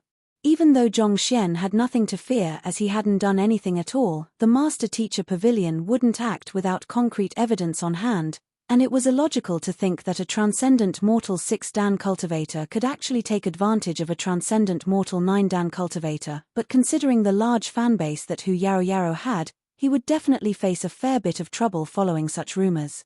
That would truly be annoying for him. All Zhongxian wanted to do was to spend his time in the master-teacher pavilion peacefully, reading his books and making some breakthroughs in his cultivation before leaving quietly. Why was this simple wish of his so difficult to achieve? Seeing the young man before her fall speechless, Hu Yarou's eyes curled into crescents, and she chuckled softly. Enduring the severe pain her body was suffering from, she stood up and walked up to Zhongxian. Standing half a kai-1 away from him, she taunted, "What? Are you scared now?" With their bodies nearly pressed against one another, Zhongxian could clearly smell the unique fragrance that she exuded. Troubled by her actions, however, Zhongxian frowned and subconsciously took a step backward. Just as he was considering whether he should send another fist at the other party to make her behave, an astonished voice abruptly sounded. "Teacher, and Senior Yarou, what are you two doing?" Unknowingly, Luo Chichi had woken up amidst their confrontation, and looking at the two who were just slightly more than a kai away from one another, exclaimed in alarm. Chapter 777, She was the one taking advantage of me. The blazing moon blade had only jolted Luo Chichi's soul. While she had fainted from the impact, there was actually no significant damage done, and she would awaken once her soul calmed down. The moment she opened her eyes, the first thing she saw was her teacher and Hu Yarou's bodies pressed closely together, as if lovers rendezvousing in the night. This was especially so with the clothes of the latter ripped by the shoulder, revealing her silky skin. If one were to look from the side, one could even see hints of her voluptuous figure. Bewildered by the scene before her, she couldn't help but exclaim in shock. "Woo! Chichi, you are finally awake." Hearing that voice, Hu Yaoyao anxiously covered her body as she backed away from Zhongxian with fear and anguish reflected in her eyes. Pointing at Zhongxian with a trembling finger, she cried, "It is out of kindness that I invited the both of you for dinner, but your teacher actually tried to take advantage of me. With this, how can I possibly face others in the future?" The more Hu Yaoyao spoke, the more miserable she looked. With her face still pale from the injury she had incurred previously, she seemed like a damsel in distress, bullied by a hoodlum but had no way to redress her grievance. "Stop fooling around." Unexpectedly, Luo Chichi shook her head in response to Hu Yaoyoro's words. "Teacher tried to take advantage of you? Senior, you must be mistaken somewhere." Hearing those words, Hu Yaoyoro's body staggered weakly, and she nearly fainted on the spot. "Big sister, can't you take a look at the situation before you? Look at the wretched state I am in, as well as the fear in my eyes. Surely any rational person could tell that I have been taken advantage of." "Fool around? Which eye of yours saw that I am fooling around? I have been taken advantage of, all right. Putting aside the fact that my teacher isn't your opponent, even if he was, there's no way he would be interested in you. So, you can rest assured that he would not lay a single hand on you," Luo Chichi replied earnestly. Back then, after surviving the ordeal in the underground chamber in which Wu Yangzi had been imprisoned, she, Yu Fei, and Zhongxian had been together for more than half a month. Both she and Yu Fei possessed beauty on par with Hu Yaoyao, but Zhongxian didn't even spare them an additional glance throughout their journey. Given such, why would he take advantage of Hu Yaoyao whom he had only met twice? Even if you wish to put on an act, at least show some professionalism in crafting your story. Pu. With Luo Chichi's merciless words adding salt to her injury, the severe wound she had incurred before aggravated, and fresh blood spewed from her mouth once more. "What the heck is this? Who am I?" A famed beauty of Hongyuan Master Teacher Academy, an existence whom no man can remain unmoved before, Hu Yaoyao. "Yet, when I said that I have been taken advantage of, not only did you toss aside my words as if they were nothing, you even said that he was completely uninterested in me. What right does he have to be uninterested in me? Why won't he lay a hand on me?" Hu Yaoyao spat through gritted teeth. The more she thought about the matter, the angrier she felt. At this moment, she could almost explode from sheer fury. "Calm down. My teacher is an unparalleled talent, so his standards are extremely high. It's only natural that he's not interested in you," Luo Chichi consoled. Hu Yaoyoro's body trembled in frenzy, unable to believe what she was hearing. "Are you sure you are consoling me? Why does it feel like you are pricking my heart with a needle instead? I am Hu Yaoyao. To think that a day would come where I would actually be snubbed by a man." The outcome of this matter had Hu Yaoyao nearly going insane from the sheer ridiculousness of the situation. However, she didn't remain frenzied for too long. No matter what, she was still a grade 5 student, the leader of one of the largest student factions in the academy. Despite her raging fury, she still managed to forcefully calm herself down. Harumphing coldly, she said, "Fine. Even if he is uninterested in me, it's a fact that he bears lustful intentions toward you. If you don't believe me, look at your clothes." Luo Chichi might have been able to remain confident of her teacher's morals when looking at the matter as a third party, but when she was involved in it as well, surely her confidence would waver. "Me?" It was only then that Luo Chichi realized that her clothes had been ripped apart by a surge of sword chi as well, bearing her smooth shoulder. "Really?" Luo Chichi's eyes lit up as she hurriedly turned her gaze to her teacher, only to meet with his clear and pure eyes. Thus, she could only shake her head with a bitter smile and say, "Teacher isn't interested in me either." Hu Yaoyoro's body trembled uncontrollably yet again. What in the world was this?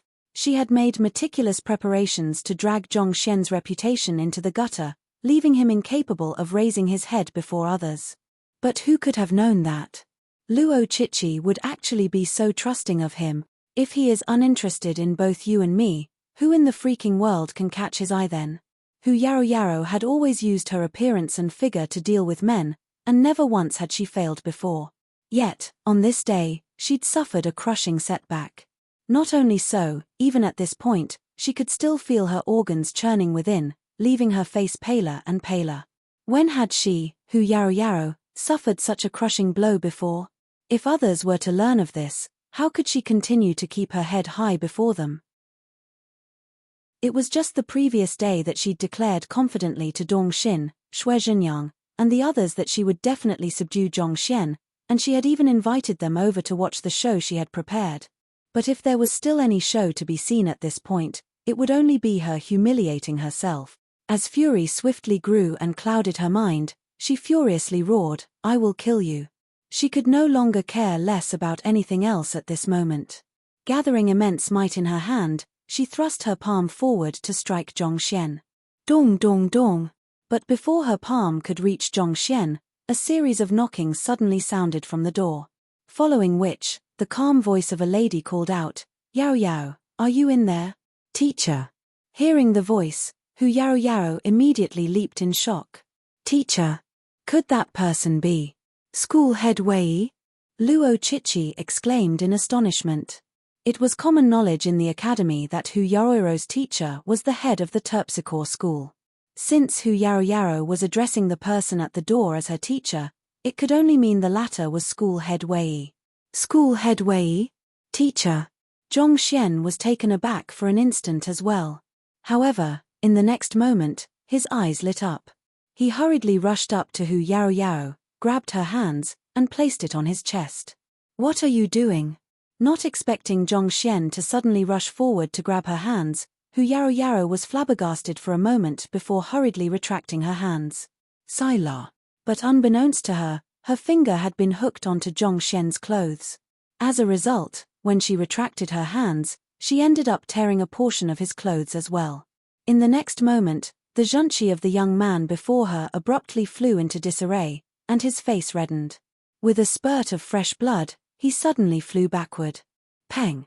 His back crashed into the doors of the main hall, and even though he managed to land on his feet eventually, his ghastly pale face and trembling limbs seemed to indicate that he could collapse at any moment. "What are you doing?" Seeing the other party grab her hands at one moment and spurting blood and flying backward in the next, Hu Yarou was completely bewildered.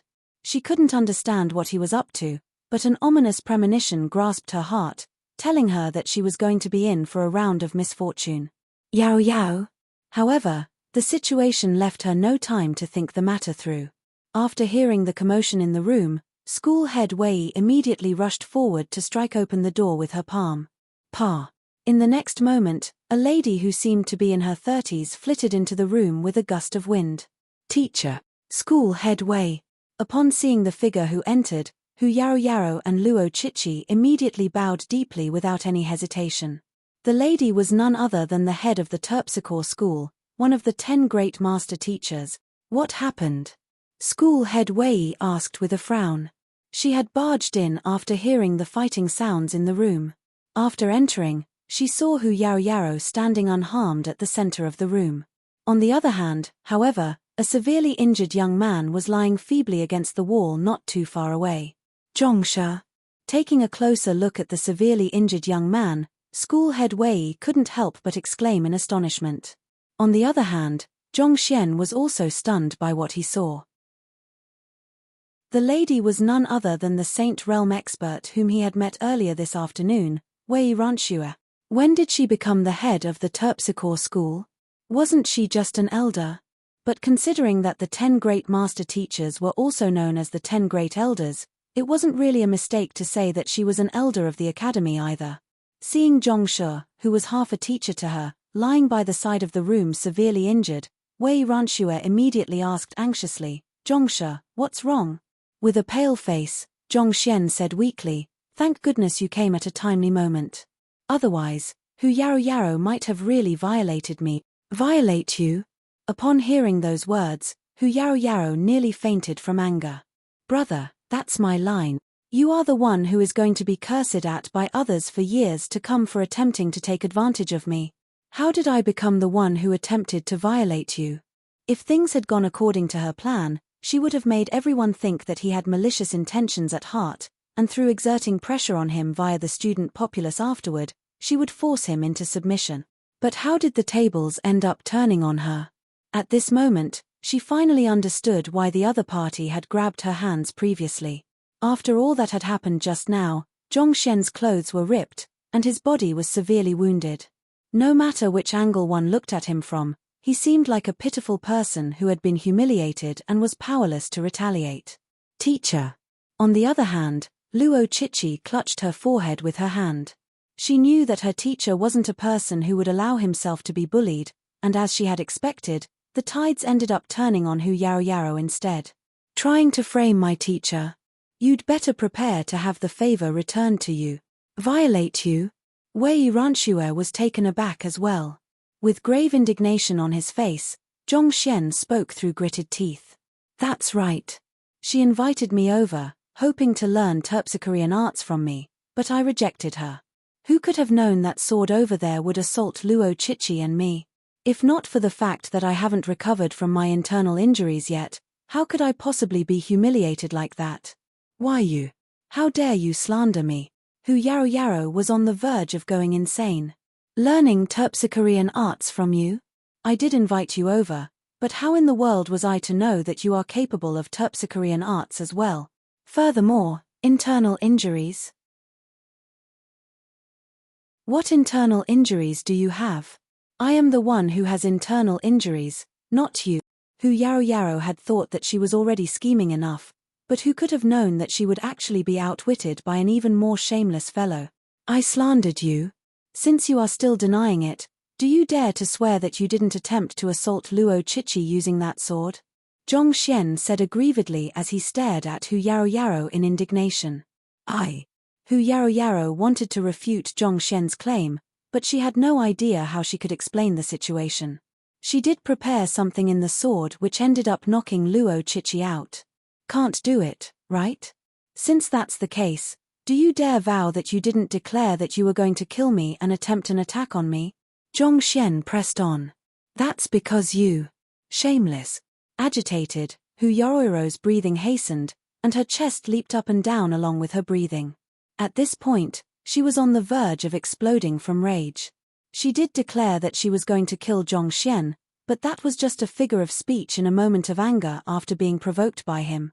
Interjecting the other party's words, Zhongxian declared in a feeble voice, I am only a weak Cosmos Bridge Realm Pinnacle cultivator, whereas you are a Chrysalis Bridge Realm Pinnacle expert. With 3 whole cultivation realms between us, I am powerless before you. But even if I were to be killed, I won't allow myself to be humiliated. Hearing Zhongxian's words, Hu Yaoyao seemed to have suffered yet another heavy blow, and her body trembled uncontrollably. You call that powerless? Doesn't that mean that if you were to possess power, I would die with even just at a glance from you? You were the one who nearly killed me, and yet you still dare to say such words. How can your skin be so thick? However, the urgent matter at hand was to placate her teacher first. Hu Yaoyao immediately turned to her teacher in order to explain the matter, only to see that the extreme lividness on the other party's face. Hu Yaoyao, how dare you? Teacher.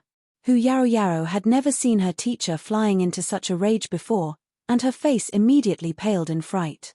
Don't you even think that I am oblivious to the trouble you usually cause? I only choose to turn a blind eye to it all as long as it doesn't affect your studies. Yet, you took my kindness for granted and attempted to make a move on Zhongshe. Tell me, who gave you the guts to do something like that? Wei Ranxue roared furiously. Zhongshe was half a teacher to her. She was indebted to him for his guidance. It was one thing for Hu Yaoyao to trouble others, but to dare lay her hands on her benefactor. This was going over the top.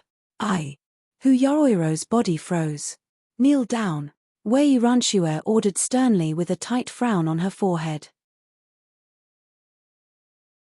Chapter 778, Apprentice Hu Yaoyao Teacher. Hu Yaoyoro's eyes reddened in indignation as she bit on her scarlet lips. After a moment of hesitation, her knees fell to the ground. She was filled with hatred for Zhongxian, but she dared not to defy her teacher's orders. Little Wei, it's fine. I believe that she only did it out of a moment of folly. At this point, Zhongxian suddenly spoke up. Little Wei, Hu Yarou almost failed to resist the urge to claw at her hair. Her teacher, Wei Ranxue, was one of the 10 great master teachers, a 6-star pinnacle master teacher, as well as the head of the terpsichore school. Yet, a 20-year-old freshman actually dared to address her as Little Wei. This student of mine has always been mischievous. I usually leave her to do as she pleases as long as she doesn't go overboard, but I didn't expect her to go for you as well. If I don't punish her strictly today, she will never learn her lesson. Wei Ranxue replied. With her eye of discernment, she could tell that something was amiss with the situation. It was unlikely that things were as what Zhongshe had put it out to be. However, considering Hu Yaoirou's character and her past deeds, she could roughly fathom the happenings. Her student had always been mischievous, but too busy with her work as a school head, she never really had a chance to discipline her student over such matters. Thus, she decided to make full use of this opportunity to teach her student a harsh lesson so that she wouldn't cause even greater trouble in the future. Putting everything aside, given the deep understanding of terpsichorean arts that Zhongshe possessed, she had been thinking about how she could convince the latter to conduct a lecture in the terpsichore school for the students, but by the time she knew it, Hu Yarou had already provoked him. Are you intentionally working against me? How do you expect me to convince him to conduct a lecture in our school after such a matter? Teacher. Not expecting her teacher to trust Zhongshen's words over hers, Hu Yarou panicked. Enough. I am speaking to Zhongshe, there's no place for a junior like you to butt in. Reflect on your actions silently. Wei Ranxue flung her sleeves and harumphed. Junior. Hu Yaoirou's body trembled. Those words. Did that mean that the other party was her senior too? But wasn't he just a freshman in the academy? Zhongshe, allow me to apologize to you in the stead of my troublemaking disciple. Here is a miniature restorative pill, it should be of some help in the recovery of your wound. Flicking her wrist, Wei Ranxue took out a jade bottle and passed it over. Miniature restorative pill? The grade 6 pill? Zhongshen was astonished. Miniature restorative pill was a well-known grade 6 pill that was effective even on injured Saint Realm experts. Just a single one of them was easily worth several high-tier spirit stones in the market. To give it away so casually. The other party was so generous that he was already starting to feel a little embarrassed. How do you want me to deal with this troublemaking disciple of mine? Zhongshe, feel free to speak your mind, I'll surely do as you request. Seeing Zhongshen take the pill, Wei Ranxue heaved a sigh of relief before continuing. Since the other party had taken her miniature restorative pill, it was unlikely that he would ask for something extreme in exchange. How to deal with her? Zhongshen fell into a moment of contemplation. In truth, had Hu Yarou not tried to sow discord in the relationship between him and Luo Chichi, he wouldn't have flown into a rage either. It was due to her lack of respect for the sacred relationship between a teacher and a student that he was determined to teach her a stern lesson so as to let her know that there were some boundaries that one simply shouldn't exceed. Step beyond the boundary, and an action would be nothing but despicable. I am lacking an apprentice recently, so why don't you have her follow me for 3 months, and we will call this matter off. After a moment of contemplation, Zhongshen proposed. Hu Yarou had yet to reveal the location of Wu Yang's old residence, so it was best to keep her around for the time being so that he would have plenty of opportunities to try to get it out of her. Apprentice. Hearing the request, Hu Yarou nearly fainted on the spot. She, a 6-star terpsichore, was going to serve as an apprentice to this fellow? What kind of joke is this? There is no way my teacher will agree to this. Otherwise, what will become of my teacher's dignity? Just as Hu Yarou was certain that school head Wei would reject the other party's request, she saw the latter's eyes lit up in agitation. That will be for the best. Allow me to thank you in place of Yarou then. Zhongshe's comprehension of terpsichorean arts had reached an astounding level. If Hu Yarou could become his apprentice and learn from him, she would definitely progress leaps and bounds as a terpsichore. Honestly speaking, even Wei Ranxue was feeling a little envious of the opportunity presented to Hu Yarou, so how could she possibly turn it down? Teacher. Hearing those words, Hu Yarou exclaimed in a panic. Enough. It's only due to the good karma you have accrued over the past few lifetimes that you are given the opportunity to become Zhongsha's apprentice. From today on, you shall leave this residence and follow Zhongsha. Study well and return accomplish. Interrupting the other party's words, Wei Ranshua said. As the other party's teacher, she did have the right to make such a decision in the stead of her student. Apprentice. Hu Yarrow muttered sorrowfully through gritted teeth. At this point, she felt as if tears would spill from her eyes at any moment now. Her teacher actually agreed to that fellow's request. Why? She had invited that fellow over to teach him a lesson and take him in as her subordinate. Yet, in a bizarre twist of events, she became the other party's apprentice instead. What the heck was this? Thank you, little Wei.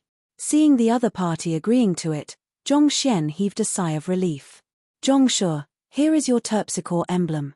Also, do take my personal token with you as well. There are many rules in the academy, so you might find yourself inconvenienced on many aspects. However, with this in hand, you should be spared lots of trouble. Wei Ranshua had made the application with the Terpsichore Guild headquarters right after she returned earlier in the afternoon, and it didn't take too long for her to receive the approval from them.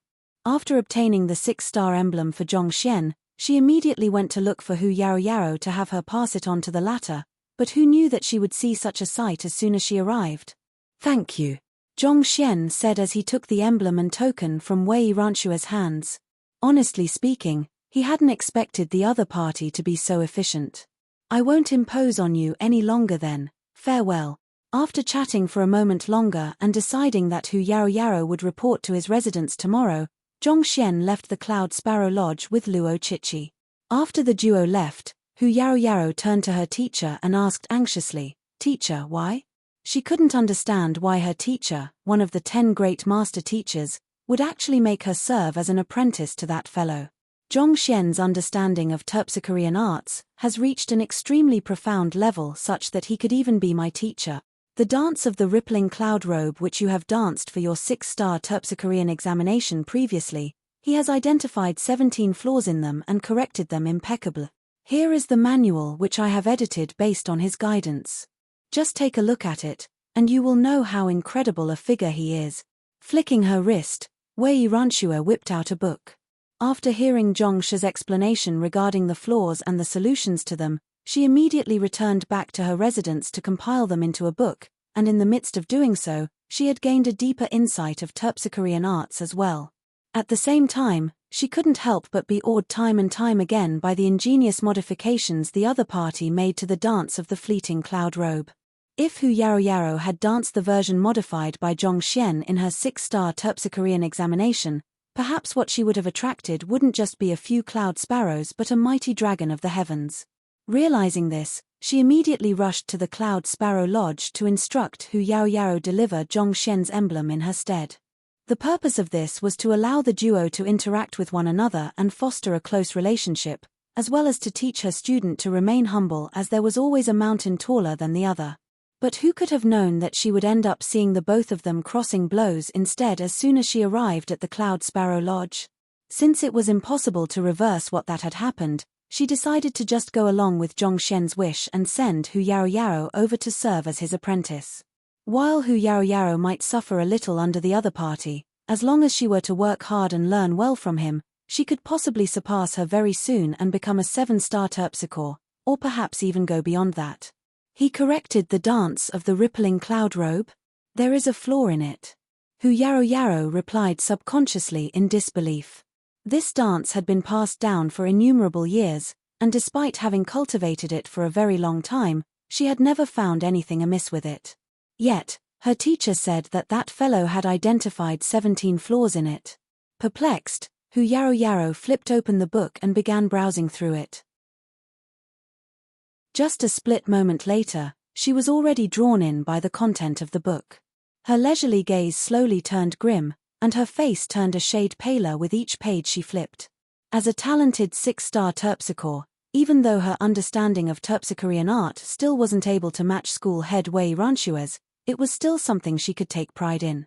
In the book, her teacher had marked the flaws out clearly along with their implications, and the modification to resolve the respective issues were written beneath them. As a veteran practitioner of the dance of the rippling cloud robe, she could swiftly tell that there wasn't any mistake with the analysis. Teacher, are these modifications really made by him?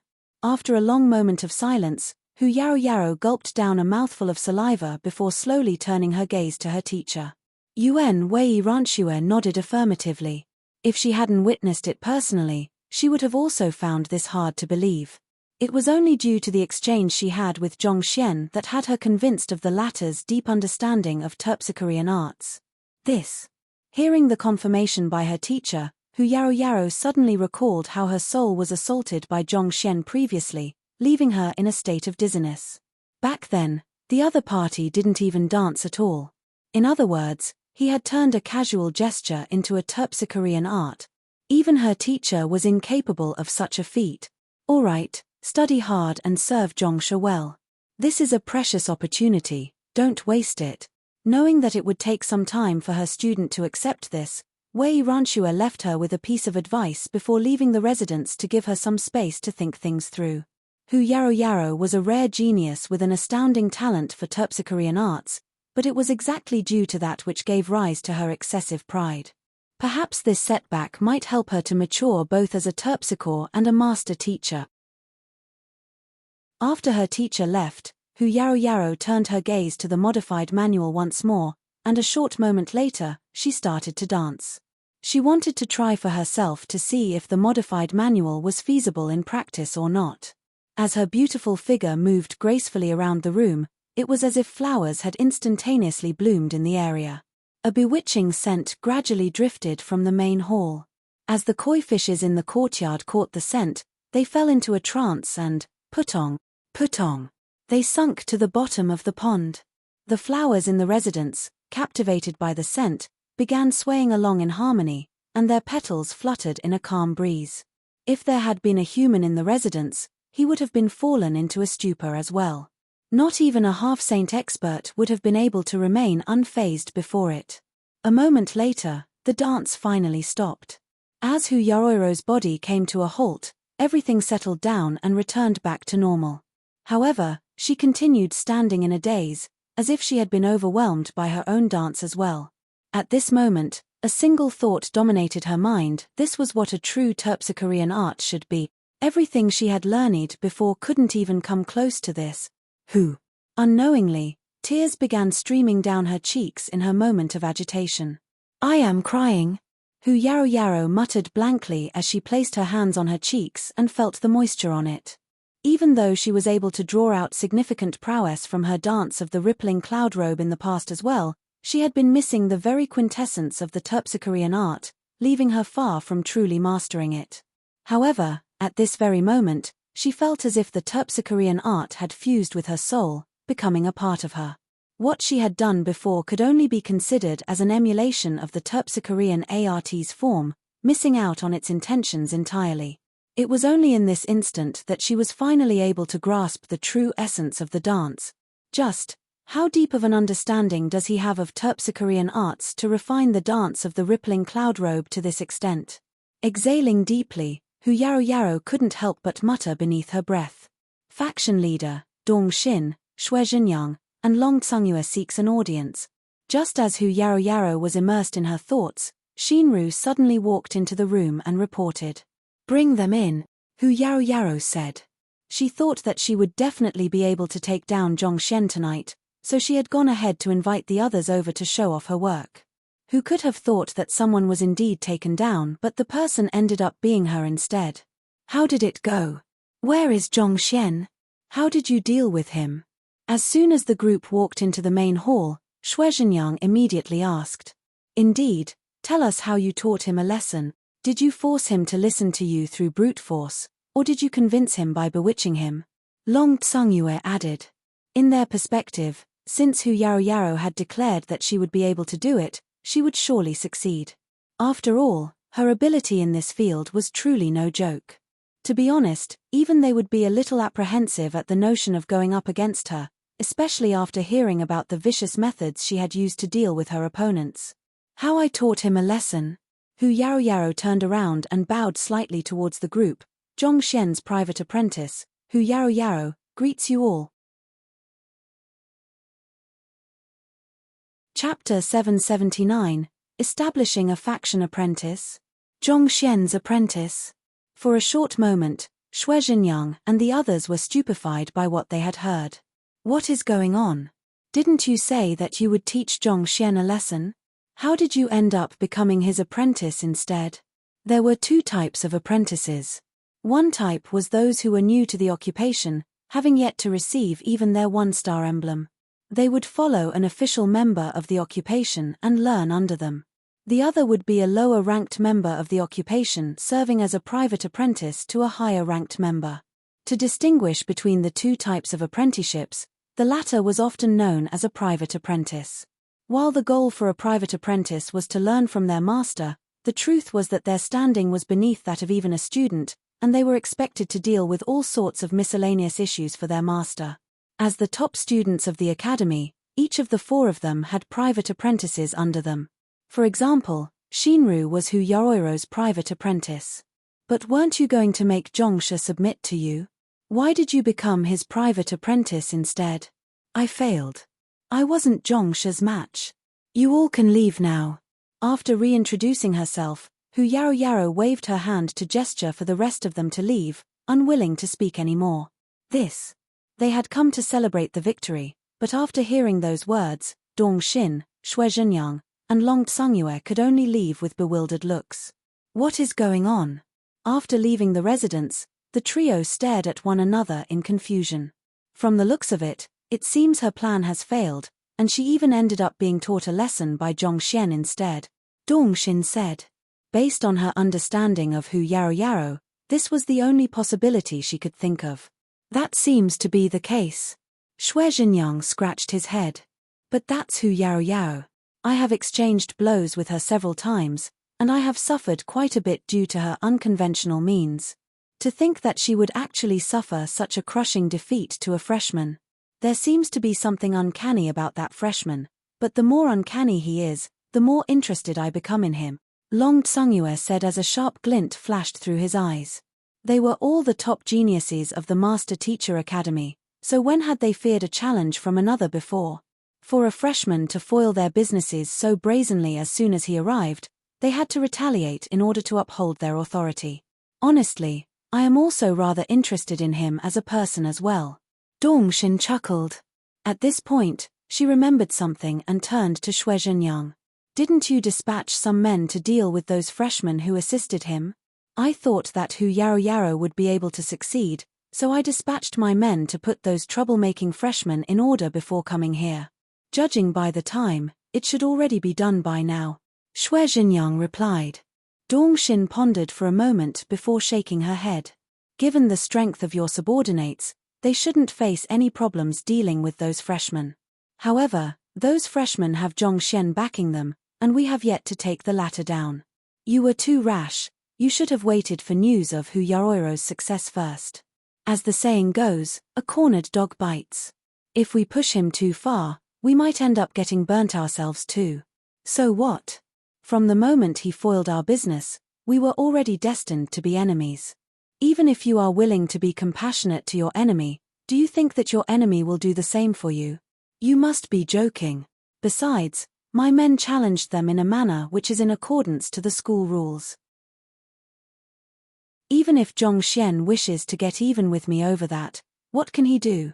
As long as my men didn't breach the rules, not even school head Mo or school head Zhao will be able to say a thing about the matter. Shui Zhenyang spoke confidently with a light chuckle.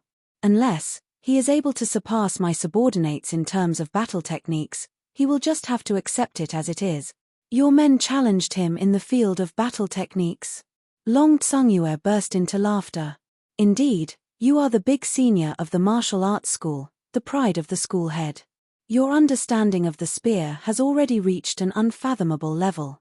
Having received your impartations, your subordinates' comprehension of martial arts should also be top-notch. Battle techniques require years of training in order to refine one's form and intention to perfection and achieve a harmony between them. No matter how talented Zhongsha is, he's still far too inexperienced. It is unlikely for him to have achieved great accomplishment in the field of martial arts as well. Unlike most supporting occupations where it was possible for one to make swift progress, one could only take a step at a time for battle techniques. Only through persistent effort over a long period of time could one accomplish anything. Xue Zhenyang had a fiery and reckless personality, but his understanding of battle techniques, especially in the field of spearmanship, was unmatched amongst the students of the Master Teacher Academy. Rumor had it that he had already comprehended the heart of weapons, achieving perfect harmony with his spear. Indeed, even though we are master teachers, we are cultivators as well. If we don't show them what we seniors are capable of, they might just think that we have spent our years in the Master Teacher Academy achieving nothing. With his back as straight as a spear, Xue Zhenyang spoke with absolute confidence. He was no match for Hu Yarou in terms of scheming. In fact, he had been outwitted each and every time, but in terms of fighting prowess, the latter wasn't a match for him. His spear possessed might reminiscent of a mighty dragon. Even amongst all of the grade 5 students in the academy, there was only a handful who could match him in a battle. You're right. Supporting occupations are important, but the most important aspect of a cultivator is ultimately still strength. Let's head over and see your subordinates teach those freshmen a lesson. Long Tsungyue chuckled softly. All right. Xue Zhenyang nodded. With this, the trio began walking toward the freshman living quarters. Shortly after leaving Hu Yarou's old residence with Luo Chichi, as Zhong Xian reached his residence in the elite sector, he saw Ruohuan Gongzi standing anxiously outside his door. Zhong Shi, Senior Chichi. Upon seeing the both of them, Ruohuan Gongzi's eyes immediately lit up, and he rushed up to them. I was just about to find you. Zhong Xian harumphed coldly. Find me? Ruohuan Gongzi was taken aback. You were the one who distributed the teacher information document to the other freshmen for free, right? Zhong Xian questioned coldly. That fellow had distributed the book that he had compiled for them to the other freshmen without his knowledge, and he had even used his name in doing so. Due to that incident, he had become an eyesore for all of the student factions. He had done nothing at all, but this grudge just suddenly fell on him, bringing him so much trouble. He hadn't even confronted Ruohuan Gongzi to settle this score with him, but the latter had already come knocking on his door. He sure was brazen. That was the least I could do. Zhong Shi need not thank me for it. Upon hearing those words, Ruohuan Gongzi waved his hands magnanimously, as if saying that he only did what he had to. The least that you could do? No need to thank me for it. Zhong Xian nearly choked on his saliva. The other party had screwed him over so badly, but why did he act as if he had done an anonymous good deed instead? As frustrated as Zhong Xian was feeling at this very instant, seeing the grim expression on Ruohuan Gongzi's face, it seemed that the latter had something urgent that required his help. Thus, he decided to put the matter aside for the moment and asked, did something happen?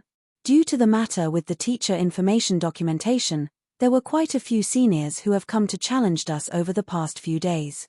Today, 3 experts arrived at the freshman living quarters, and the words they spoke were truly infuriating. Out of fury, we accepted their challenge to a duel, but in the end, we were defeated tragically, and quite a few of us were severely injured, Ruohuan Gongzi said. Most of the freshmen were at Transcendent Mortal 4 Dan Pinnacle, and only a small handful had reached Transcendent Mortal 5 Dan and 6 Dan. On the other hand, even the weakest of the seniors were at the Cosmos Bridge realm. How could they possibly be a match for them? Seemingly noticing the doubts running through Zhong Xian's mind, Ruohuan Gongzi replied, they suppressed their cultivation realm to our level and challenged us to a battle of pure martial arts. Martial arts? Zhong Xian was stunned for an instant before nodding in realization. If the seniors had suppressed their cultivation realm to be of the same level as the freshmen, the battle would be decided mainly by the expertise and skillful utilization of their martial arts. In that case, it would at least be a fairer match between the two. Indeed, they have been standing outside the living quarters, saying that they will only back down if someone is able to defeat them. Otherwise, they will make sure to beat us until we dare not take a single step out of our rooms. After saying those words, Ruohuan Gongzi lifted his gaze, and with a conflicted expression, he continued, on top of that, they said that if no one is able to defeat them by today, they want Zhongshe to make a public apology to them. And all of the freshmen will have to purchase a copy of the teacher information documentation. Public apology? Me? What does this matter have to do with me? Zhongxian was speechless. So what if the seniors challenged the freshmen? What did this have to do with him? For him to make a public apology, just how in the world did he cross them this time? This.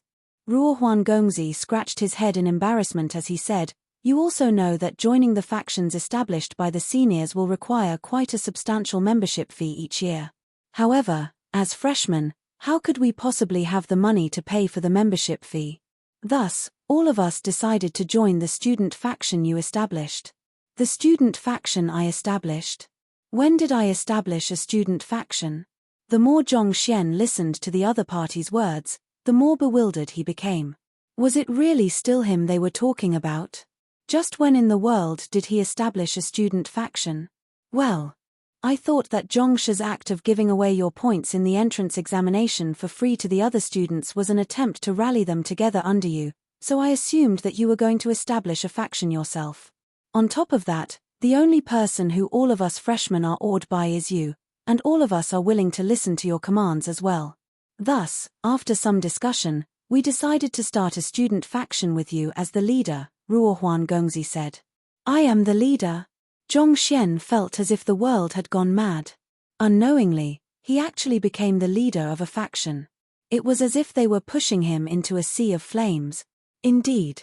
Zhongshe, we hope that you won't turn this position down.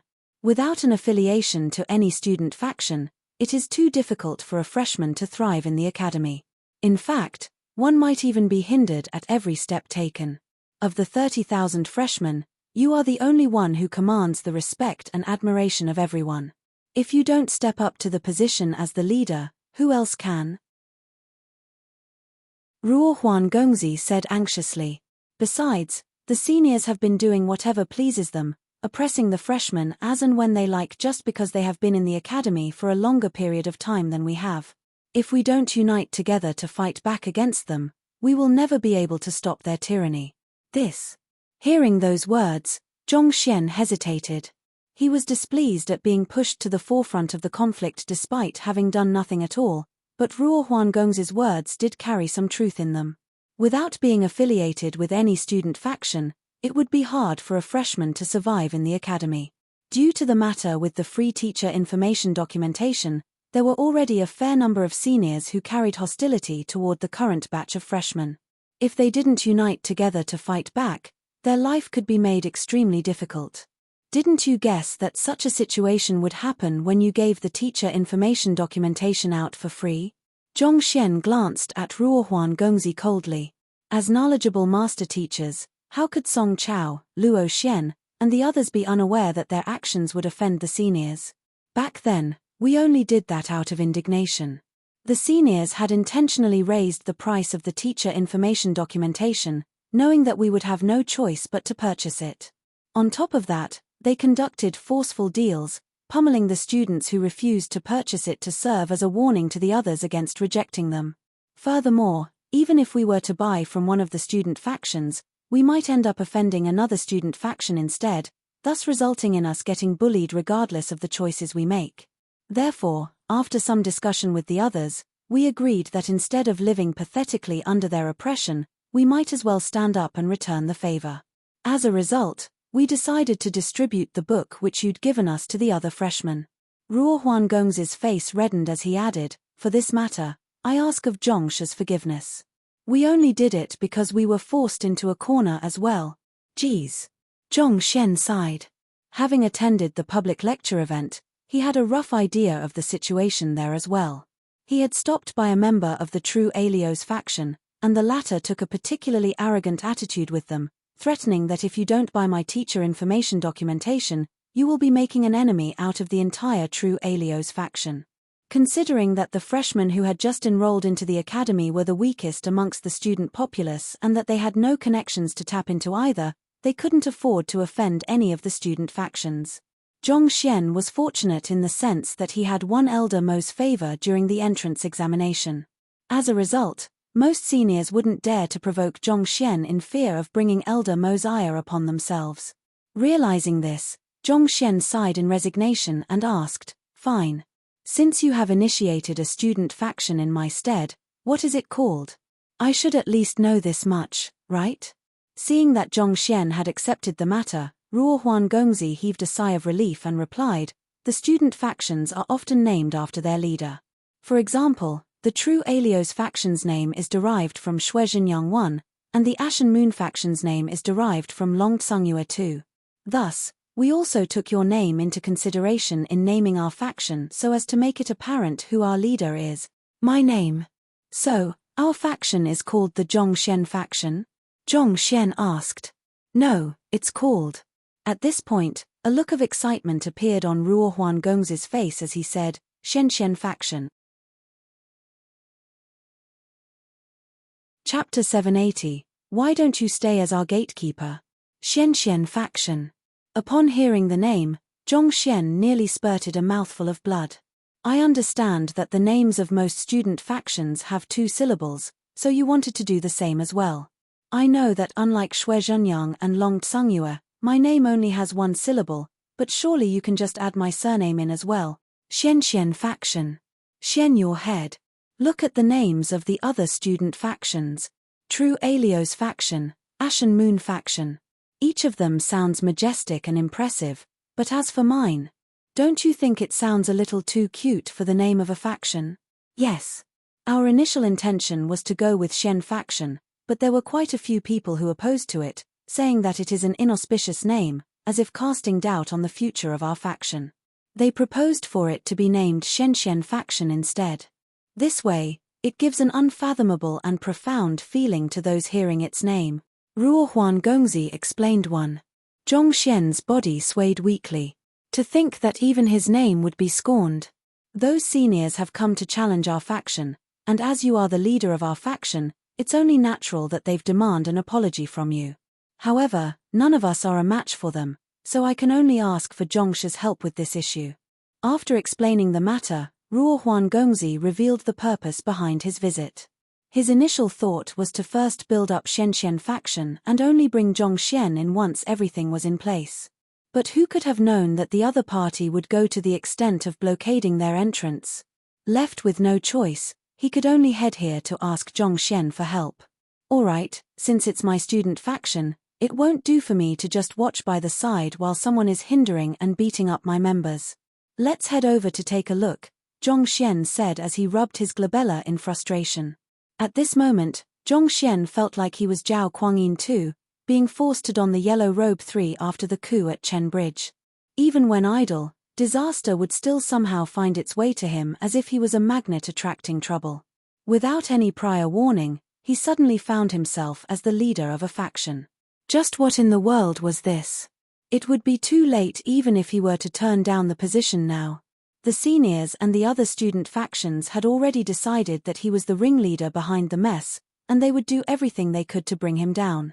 Rather than standing against them alone, he might stand up as the leader of the Shenxian faction and organize its members to stand against the seniors together. Honestly, his only goal here was to read books and live his life in peace, but somehow, he found himself becoming the nemesis of the seniors and the messiah of the freshmen. Just the thought of it left him feeling a little stifled. Unlike Zhongxian, who had been given the highest of privileges right after his enrollment in the academy, freshmen usually lived in shared dormitories in a corner of the academy. With Ruo Huangongzi leading the way, it didn't take long for the trio to arrive at the dormitories. The area was filled with many high-rise buildings, and a vast square stood at the very center of the buildings. There were several dueling platforms on the square with chairs and tables scattered around them.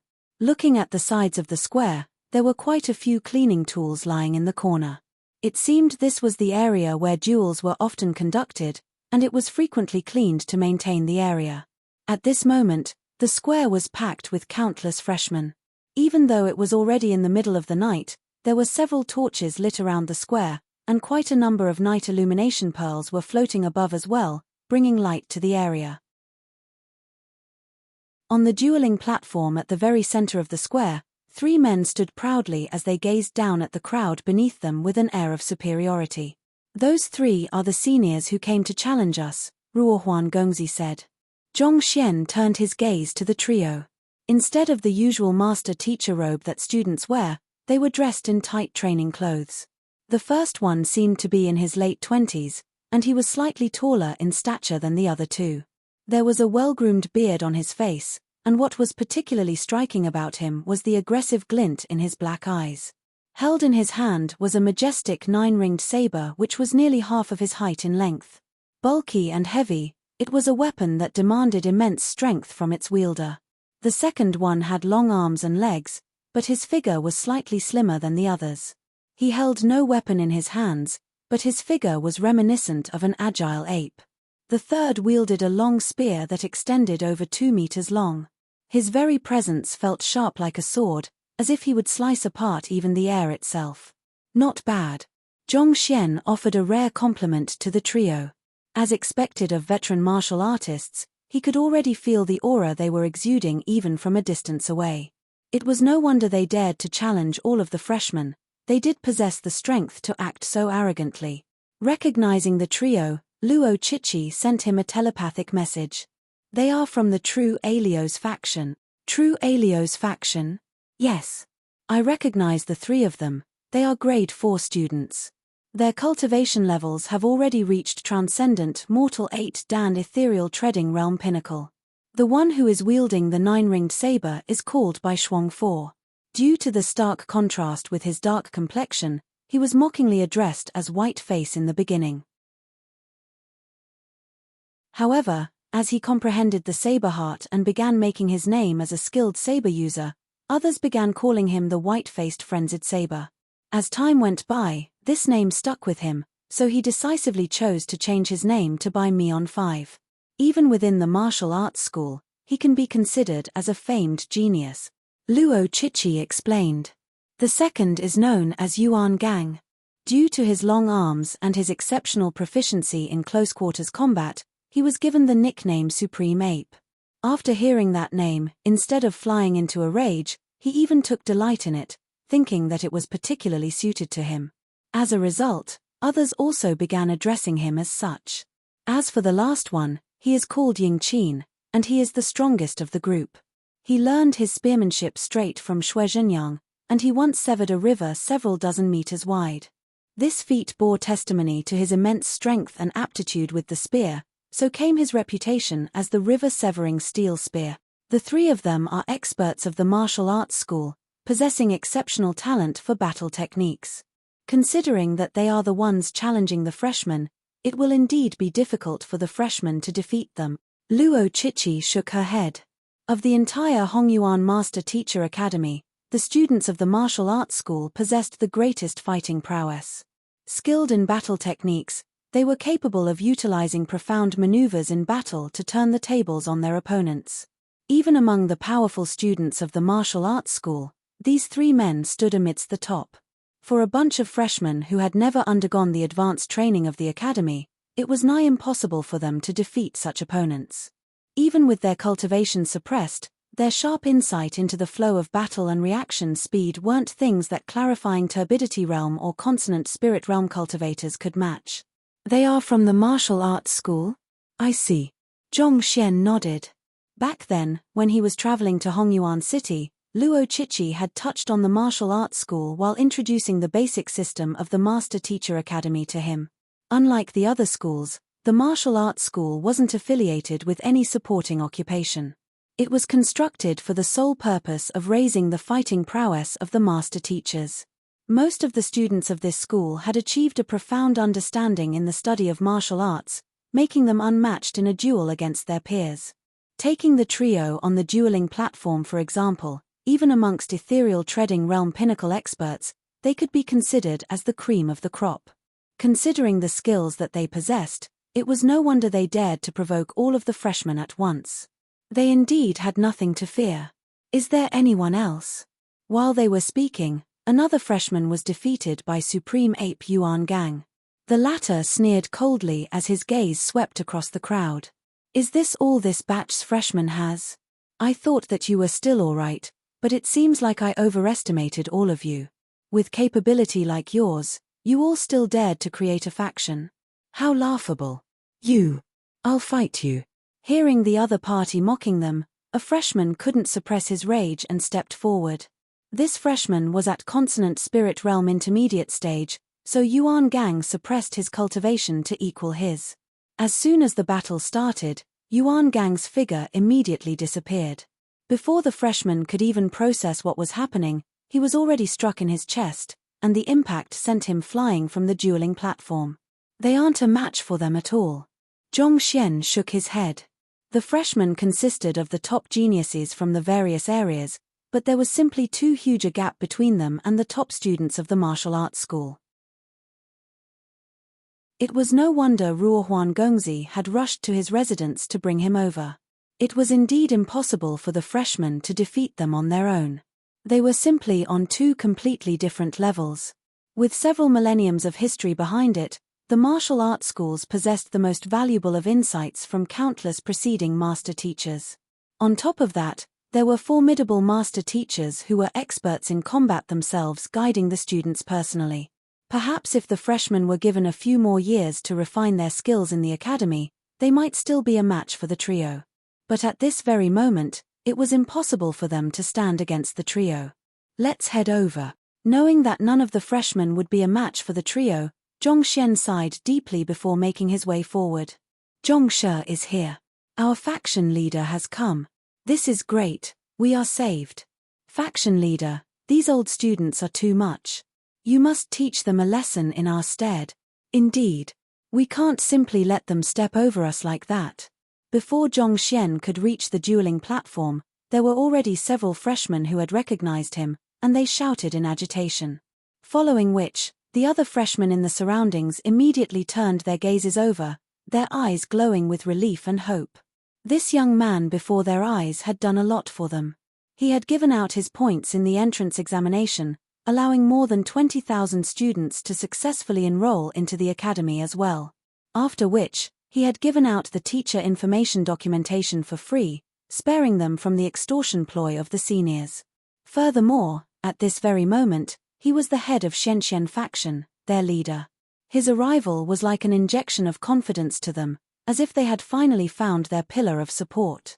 The crowd swiftly opened up a pathway for them, allowing Zhongxian, Luo Chichi, and Ruohuan Gongzi to walk right up to the dueling platform.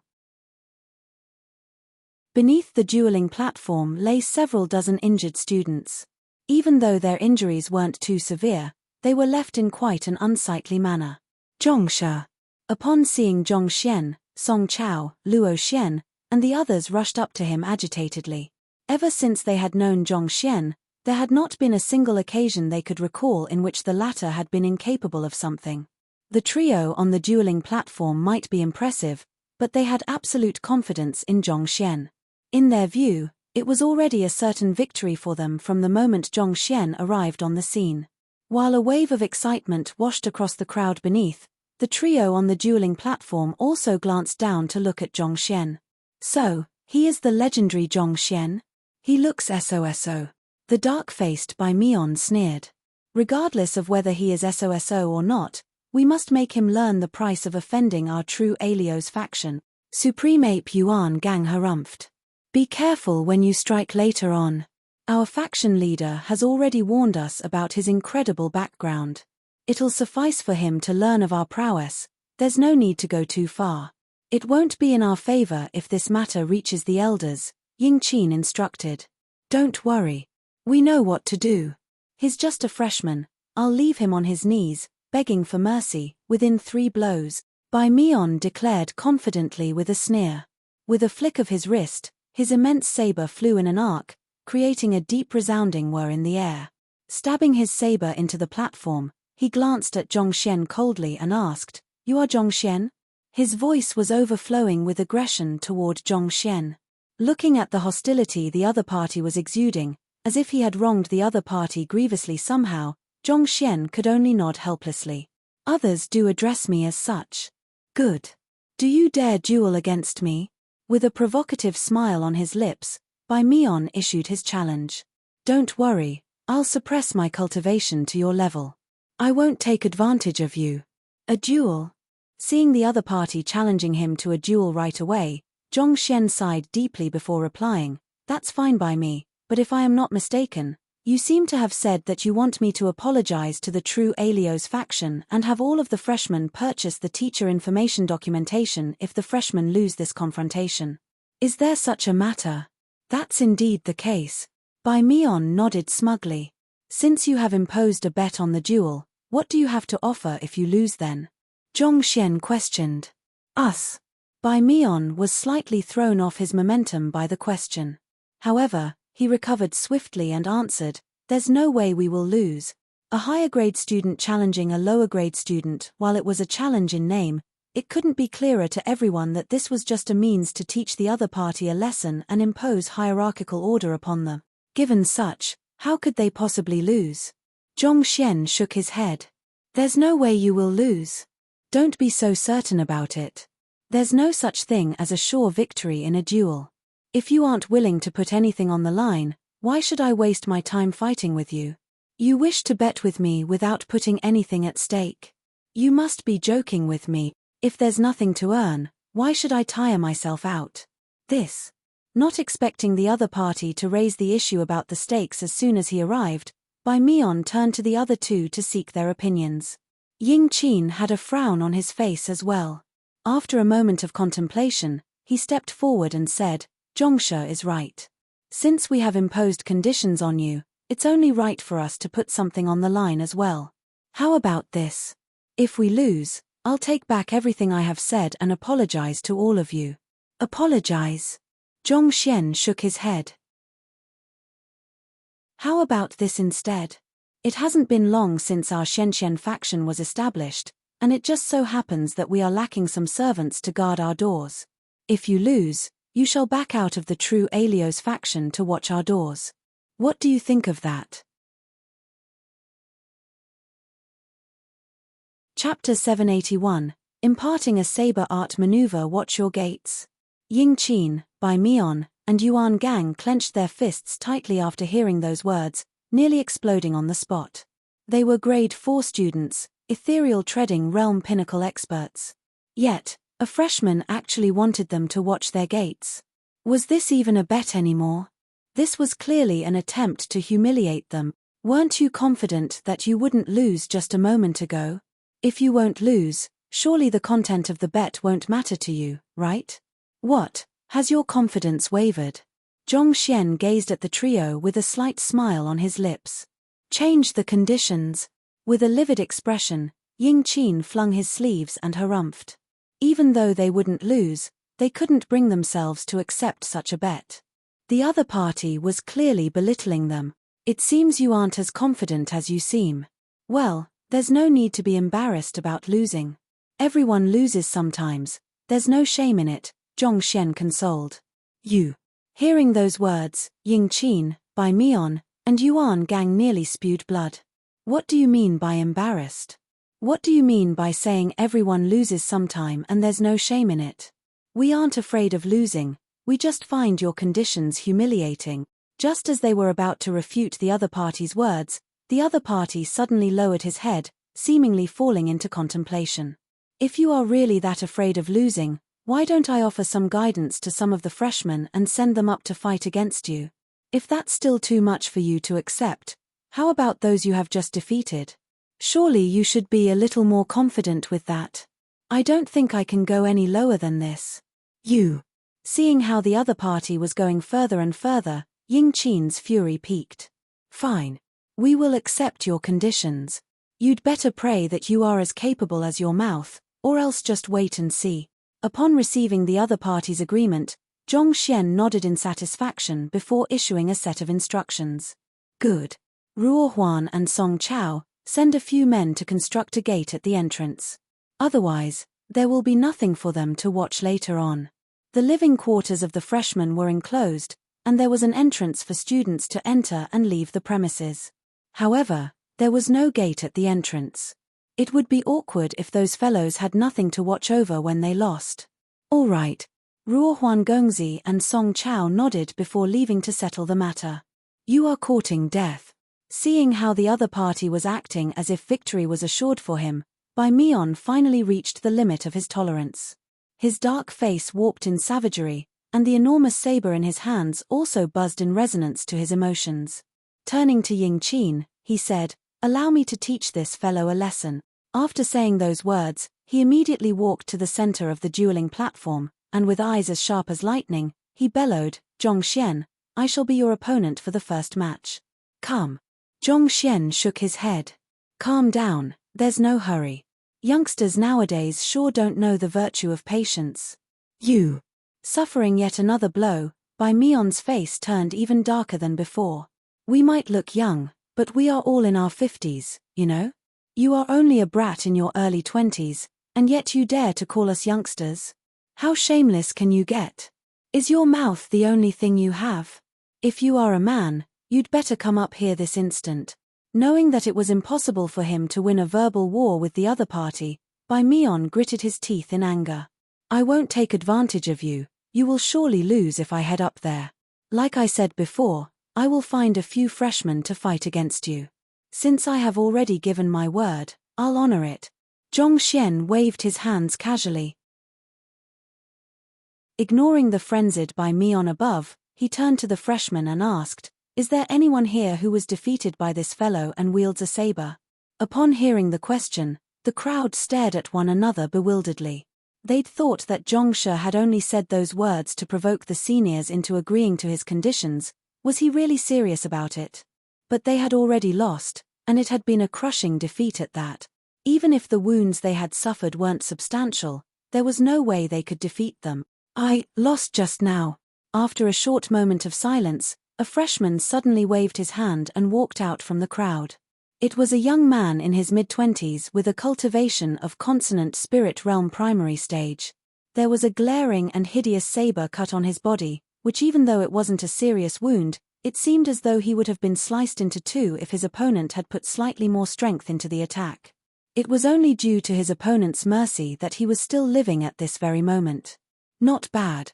Zhongxian assessed him carefully from head to toe before nodding in approval. "You shall go up to the dueling platform and defeat that fellow later on." "I." The young man leaped in shock. With a conflicted expression, he said, "I am not a match for him.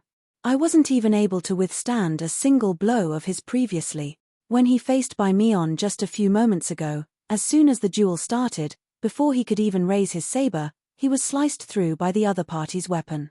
Given the huge disparity in strength, he would lose no matter how many times he challenged Bai Mion. It's fine. I'll impart a saber art maneuver to you right now, and if you execute it well on the stage later on, you should be able to defeat him within a single blow," Zhongxian said. "A saber art maneuver," the young man repeated in disbelief. What use was a single maneuver? Given the other party's deep comprehension of saber arts, even if he were to learn 100 saber art maneuvers, there was still no way he could match up to the other party. "That's right. Pass me your saber." Paying no heed to the other party's shock, Zhongxian nodded nonchalantly. "All right." Even though the freshman had no idea what his faction leader was up to, he still passed his saber over obediently. Damn it. Seeing that Zhongxian was really going to impart a saber art to an opponent he had defeated and make him go up against him once more, Bai Mion nearly exploded from fury. It was already challenging the limits of his tolerance for the other party to act as if victory was already in his grasp. But the other party then went on to choose an opponent he had utterly defeated just a moment ago to teach him a saber art, hoping that he could defeat him. What kind of game are you playing over here? I wouldn't be a genius of the martial arts school if I could be defeated that easily. You are too smug, arrogant and conceited. Even the head of the martial arts school wouldn't dare to make such claims. Bai Mion, since Zhongshe is going impart a freshman a saber art to challenge you, we shouldn't take advantage of them either. Inhibit your senses to avoid learning anything about the saber art ahead of the battle. Ying Qin's complexion looked awful as well. However, as a master teacher, he still had a reputation to uphold. Given their deep comprehension in battle techniques as geniuses of the martial arts school, if Zhongxian were to teach the freshmen before them, it was likely that they might have already mastered the technique before the freshmen could even make sense of it. If that happened, would there even be a need to carry on with the duel? The outcome would have already been decided. Even if they were to win, it would reflect poorly on them. At the very least, if they were to inhibit their senses to avoid learning anything about the saber art ahead of the battle, there would be nothing the other party could say upon the conclusion. All right. Bai Mian nodded. However, just as he was about to inhibit his senses, Zhongxian turned his gaze to them and said, "There's no need to go through so much trouble. Since you are students of the martial arts school, I believe you should have a deep understanding of battle techniques. Since that's the case, I ask of you to take a look at it during my impartation and correct any mistakes in it." Bai Mian and Ying Qin stared at one another blankly with blinking eyes. That fellow. Was his head stuck in between a gate, or did a donkey kick him foolish? You want your faction member to challenge me in the field of saber arts, and yet you still want me to take a look at it in advance? What kind of logic is that? Just as Bai Mian was at a loss about what he should do, he suddenly received a telepathic message from Ying Qin. Since he wants us to take a look, let's just do as he says. He is the one telling us to take a look anyway, so surely he can't complain about it when he loses. Ying Qin was the leader of the group, so Bai Mian could only agree to it. Thus, he focused his gaze on the young man imparting a saber art below. It will only be a single move, so watch closely. Ignoring the dumbfounded crowd, Zhongxian chuckled, and with a slight flick of his wrist, he performed a diagonal slash. The saber moved at an extremely slow speed, as if the slow stroke of a brush on paper. You call this a saber art? Bai Mian was completely flabbergasted. Even when he had only just started learning saber arts when he was 5, he had never executed such an ugly move before. In no way was this a saber art. Even the technique used to split lumber in two was much more elegant than this. He was still wondering what kind of formidable saber art the other party was going to teach the freshman that was capable of defeating him in a single move, but who would have thought that the other party would execute such crap instead? Are you fooling around with me? At this moment, Bai Mian wasn't the only one whose mind was in turmoil. The young man whom Zhongxian was imparting the saber art to was also nearly on the verge of tears. He'd thought that, given how confident the faction leader was, he must have had some powerful move to teach him. Never had he thought that it would be something like that. Given his eye of discernment, he could tell that there was absolutely no skill or anything deeper lying beneath that slash. Such a haphazard, slow, and powerless attack wouldn't even kill an ant. Could he really defeat a grade 4 senior whom he wasn't even able to withstand a single blow from previously with something like this? In an instant, all of the confidence he had before escaped from his mind. Just as the young man was overwhelmed by helplessness, not knowing what Zhongsha was up to, he suddenly heard a faint voice sounding by his ear. Following which, a thought suddenly emerged within his mind, and his body jolted in response. The crux of my saber art lies not in the form but the intent. This is the essence of my saber art, comprehend it well. This is soul impartation. Sensing the new battle technique in his mind, the young man's eyes widened in shock. Soul impartation was said to be an ability that only 7-star master teachers were capable of utilizing. Why was their faction leader able to use it as well? Seeing the young man fall into a daze, Zhongxian sent a telepathic message over to chide him. Don't let your thoughts wander, make good use of the time you have to comprehend the cultivation technique. Take note of the saber intent which I have imparted you as well. Use it along with the saber art later in the duel as well. Yes. Recovering from his astonishment, the young man quickly turned his focus to the saber art in his mind. In there, he felt a concentration of saber intent which carried an aura so sharp that it left one feeling powerless before it. This. The young man narrowed his eyes. He might not be as experienced and knowledgeable as Bai Mian in the field of saber arts, but as a practitioner of the saber as well, he was still able to tell at a single glance how powerful the concentration of saber intent was. As long as he imitated it, his comprehension of the saber would definitely advance by leaps and bounds, reaching a level beyond imagination. He drove his junchi through his body according to the imparted saber art while tapping into the concentration of saber intent, and for an instant, it was as if sharp blades had flickered across his eyes. After grasping the rough flow of the technique, the young man took a deep breath and bowed all the way down to his waist level. Thank you, faction leader. Zhongxian waved his hands casually. It's all right. Now, go and defeat that fellow. Not only did Bai Mian possess an exceptional aptitude for saber arts, He had also immersed himself in its training for several decades now. Even if Zhongxian were to impart the simplified Heaven's Path saber art to the young man, it would still be difficult for him to defeat Bai Mian right now. Thus, Zhongxian could only impart a portion of his saber intent as well. Weapon intent was something fleeting and intangible. Just like a sensation or a certain state of mind, it was impossible to describe it entirely through words. Even if one had comprehended it, it was nigh impossible to transfer saber intent to another party. However, Zhongxian cultivated the Heaven's Path saber art, which was the most direct interpretation of the quintessence of the world, making his saber intent wholesome and flawless. By tapping into his capabilities as a soul oracle as well, it was still possible for him to transfer a portion of his saber intent over without it dissipating for the other party to use. Yes.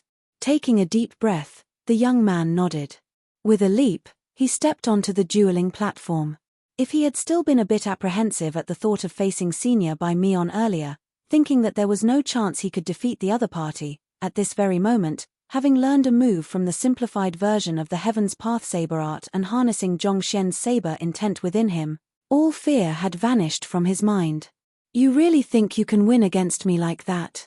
Seeing the fellow really leaping up to the dueling platform to challenge him after learning a completely useless saber art which couldn't even be used to chop lumber, Bai Mian felt as if he was about to explode with anger. Pardon me. The young man nodded before raising his saber.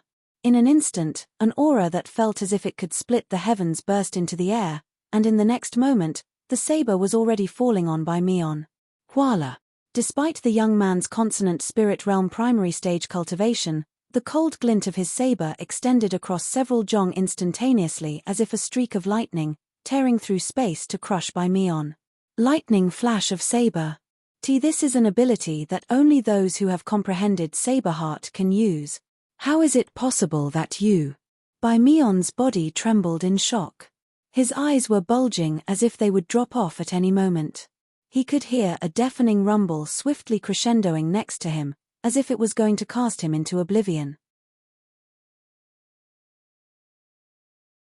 Chapter 782, Wretched competition. Just like any other weapon, if one's saber art was aligned with nature, one would be able to comprehend saber intent, and only after that would it be possible for one to comprehend saber heart. This was similar to how, in swordsmanship, one had to first comprehend sword intent before they could comprehend lower sword heart, middle sword heart, and higher sword heart. Even as a genius of the martial arts school, specializing in the study of saber art, Bai Mian was only at saber intent pinnacle, a considerable distance away from comprehending saber heart. Yet, the incredibly sharp aura his opponent exuded along with the lightning flash of saber. The other party was actually utilizing a technique that only one who had comprehended saber intent could use. How was that possible? When he fought with the freshman earlier, he could clearly sense that the latter had only comprehended the bare basics of saber intent, a long distance away from matching him. Yet, with just that single saber art maneuver Zhongsha had imparted to him, his comprehension of the saber had actually advanced by so much. Damn it! Bai Mian's body trembled in shock. In the midst of a battle, however, he swiftly responded to the freshman's attack, raising his saber to defend against the move. While he was shocked by the freshman's feat of comprehending saber heart in just a short moment, he still didn't think that he would lose. After all, he had seen the technique Zhongsha had imparted to the freshman, and it was littered with hundreds of flaws. On top of that, it was incredibly slow. As long as he moved swiftly and curbed the other party with speed, he would still be able to overwhelm him and achieve an easy victory. Who? In that split moment when Bai Mian's enormous nine-ringed saber was about to meet the freshman's saber abruptly twisted in an elegant arc, bypassing Bai Mian's weapon to cut down on him. It was as if Bai Mian's defense meant nothing to him at all. This is distillation of the profound, surpassing technique through ability. Bai Mian's body stiffened.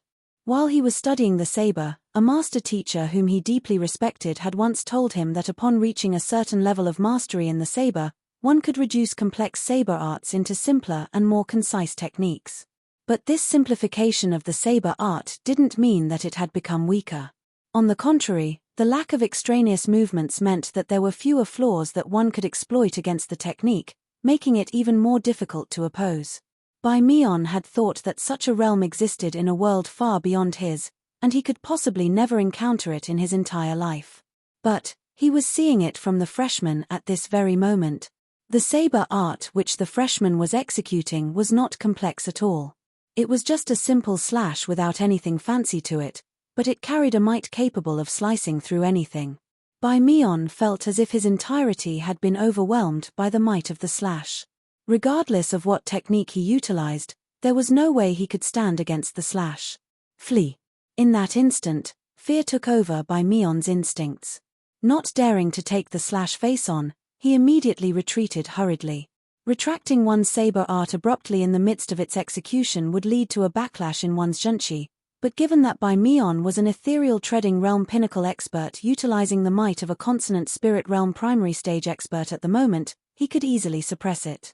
Thus, despite the seeming distressed state he was in, he hadn't suffered much damage from this move.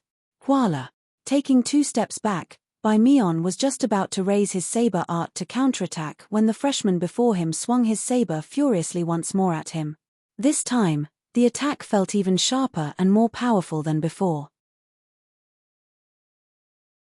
The slash had harnessed the remaining force from the previous slash to amplify its might more than twofold. At that moment, it seemed as if a tempest had struck the dueling platform. This is accretion of saber might. By-Meon was on the verge of spurting blood. He had thought that after the freshman had put his might into the first blow, his strength would surely decline considerably. Who knew that not only would that not be the case, he would even amplify his second slash significantly through accruing the might from the first. Even the first slash was already beyond his capability, so how could he possibly withstand the might of 2 slashes at once? Thus, he retreated once again. Hoo-hoo. Seeing By-Meon retreating once again, the freshman felt a burst of confidence, and he launched his third slash decisively. As if tributaries gathering into an ocean, the might of the 3 slashes converged with one another to produce an unopposable force. The young man was only at consonant spirit realm primary stage, but through harnessing the capability of Saberheart to converge the might of 3 slashes together, he could easily overwhelm a consonant spirit realm intermediate stage or even an advanced stage cultivator. No, this won't do. If I allow him to continue building up strength, I'll surely lose without doubt. Realizing the crux of the problem, By-Meon's face turned grim. His initial thought had been to dodge the attack, and at the moment the other party's strength died down, he would be able to do as he pleased. But who could have known that the other party's saber art would only grow stronger with time, its might amplifying with each slash? From the very first dodge he had made, he had already lost the initiative. If he were to continue avoiding the attacks, the odds would only continue stacking against him, and eventually, he would be overwhelmed. It's do or die. Gritting his teeth, By-Meon's strength surged frenziedly from his arm as he swung his saber to face the freshman's slash. Spirit High-Tier Battle Technique, River Severing Furious Saber. This technique was said to have been created by a Saint Realm expert. Out of vengeance for the grievances his lover had suffered, he drew his saber and slashed down furiously, dividing a river several 10,000 meters long in 2 permanently. This was the strongest saber art he had after cultivating for so many years. Even though he was lacking junshi to execute it perfectly after suppressing his cultivation to consonant spirit realm primary stage, through his deep understanding of saber arts, he still managed to pull it off. Saber chi immediately gushed forth from his saber to collide with the freshman's ferocious slash. Hong long. With a deafening reverberation, the 2 sabers collided with one another. In an instant, By-Meon's face reddened as the might from his river-severing frenzied saber was overwhelmed instantaneously. Following which, the amplified slash continued falling furiously toward him, seemingly about to rip his meridians apart. This is bad. By-Meon's face turned livid. While the thought of being unable to withstand the slash had crossed his mind, he didn't think that it would be to such an extent. Despite his retaliation, the slash still continued flying toward him with unabated might. In that desperate moment, By-Meon roared furiously, and his cultivation, which he had suppressed initially, began rising rapidly. Consonant Spirit Realm Intermediate Stage. Consonant Spirit Realm Advanced Stage. Consonant Spirit Realm Pinnacle. Cosmos Bridge Realm Primary Stage. His cultivation had to rise by an entire realm before he was able to dispel the overwhelming saber chi before him. Peng. Due to Bai Mion's forceful counterattack, the freshman was knocked back, and a mouthful of fresh blood spewed from his mouth. Even though he had sustained some damage from the last attack, his eyes were glowing with excitement. You have lost. The other party had been forced to unseal his cultivation in order to withstand his blow, which meant that he had broken the rules, and thus, he had lost. Upon hearing those words, Bai Mion's face turned as pale as a sheet of paper, and he muttered feebly, I have lost. There was no other choice for him but to admit it. So many eyes had seen him being forced into a corner, unable to retaliate at all. This was his utter defeat. It was just a moment ago that this freshman had been defeated by him in a single blow, but in the next moment, he was defeated by the latter instead. Despite being the person in question here, the situation before him felt so mystical that he could hardly believe what had just happened. That Zhongshe had only imparted a single move to the freshman, and the latter had gained sufficient strength to defeat him? Just how in the world was that possible? Bai Mion wasn't the only one who couldn't get to grips with the situation. All of the freshmen beneath also felt as if their eyeballs were going to pop out of their sockets. They had witnessed the prowess of the freshman before and after he had learned Zhongshe's saber art. To allow the freshman to gain the power to defeat a genius of the martial arts school just by imparting a single move to him, this was just way too exaggerated. Was their faction leader in truth a deity in disguise? Faction leader. I succeeded. I managed to defeat a grade 4 student. Upon hearing Bai Mion's confirmation, the young man immediately leaped down from the dueling platform excitedly and rushed up to Zhongxian with clenched fists. Having executed the saber art, he understood just how powerful the move which the faction leader had imparted to him was. As long as he studied it thoroughly and practiced diligently, his understanding of the saber would surely soar, allowing him to become a saber master. As such, it was inevitable that he would be so excited. However, before he could finish his words, Zhongshe abruptly slapped him on his head with a livid expression, as if a senior chastising a disappointing junior. Faction leader. The freshman was stunned, not knowing what was going on. Why was the faction leader angry? He had defeated his opponent. After that disappointing performance of yours, you are still in the mood to celebrate. Honestly, can you even call what you have just did saber art? In the very first move, if only you had utilized the full extent of your strength, your opponent couldn't have dodged at all. It was a duel you could have won in a single move, and yet you dragged it on for 3 moves. Don't you feel ashamed of yourself? The more Zhongxian spoke, the angrier and more disappointed he felt.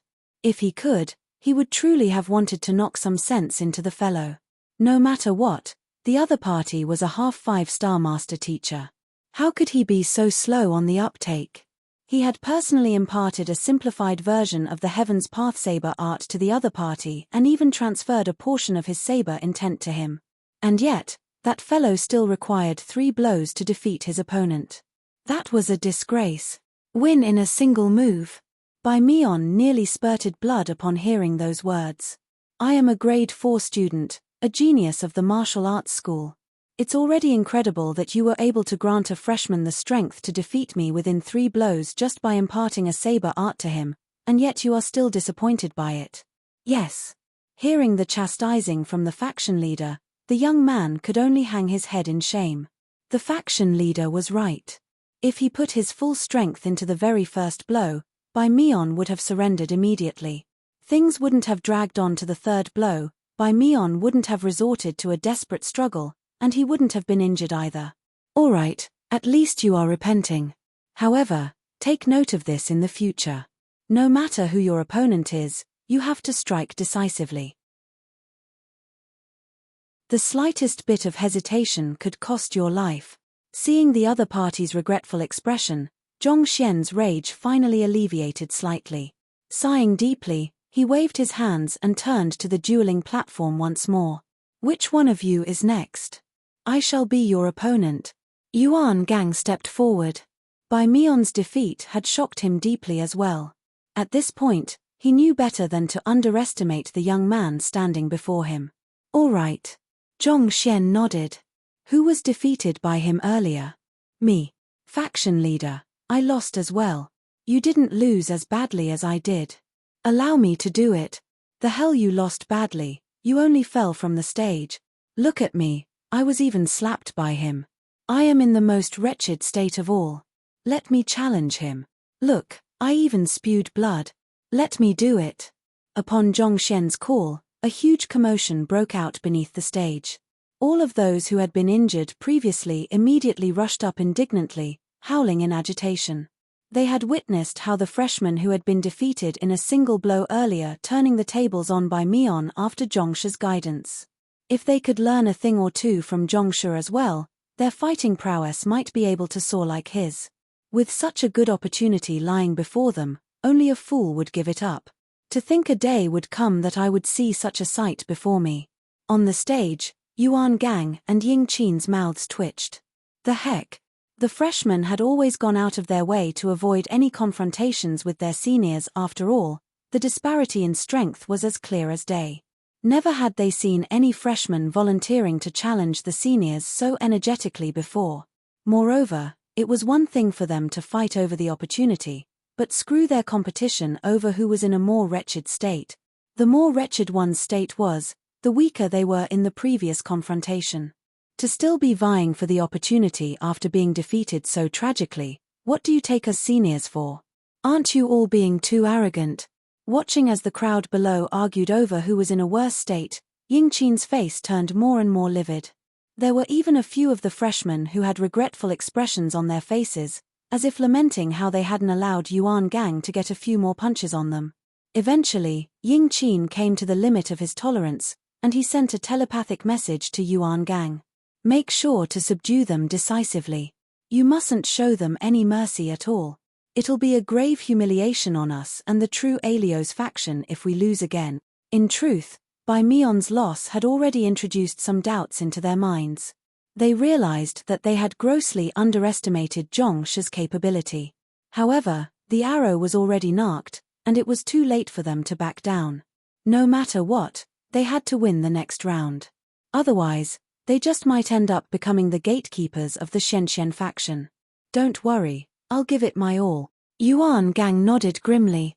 While the duo was speaking, Zhongxian was done picking out his next competitor as well. It was a young fellow whose face was bruised to the point that there was not the slightest uninjured area to be seen. His nose and teeth were slightly crooked, and a stream of blood flowed uncontrollably from the edge of his mouth. I remember that fellow. But I don't recall beating him up so heavily.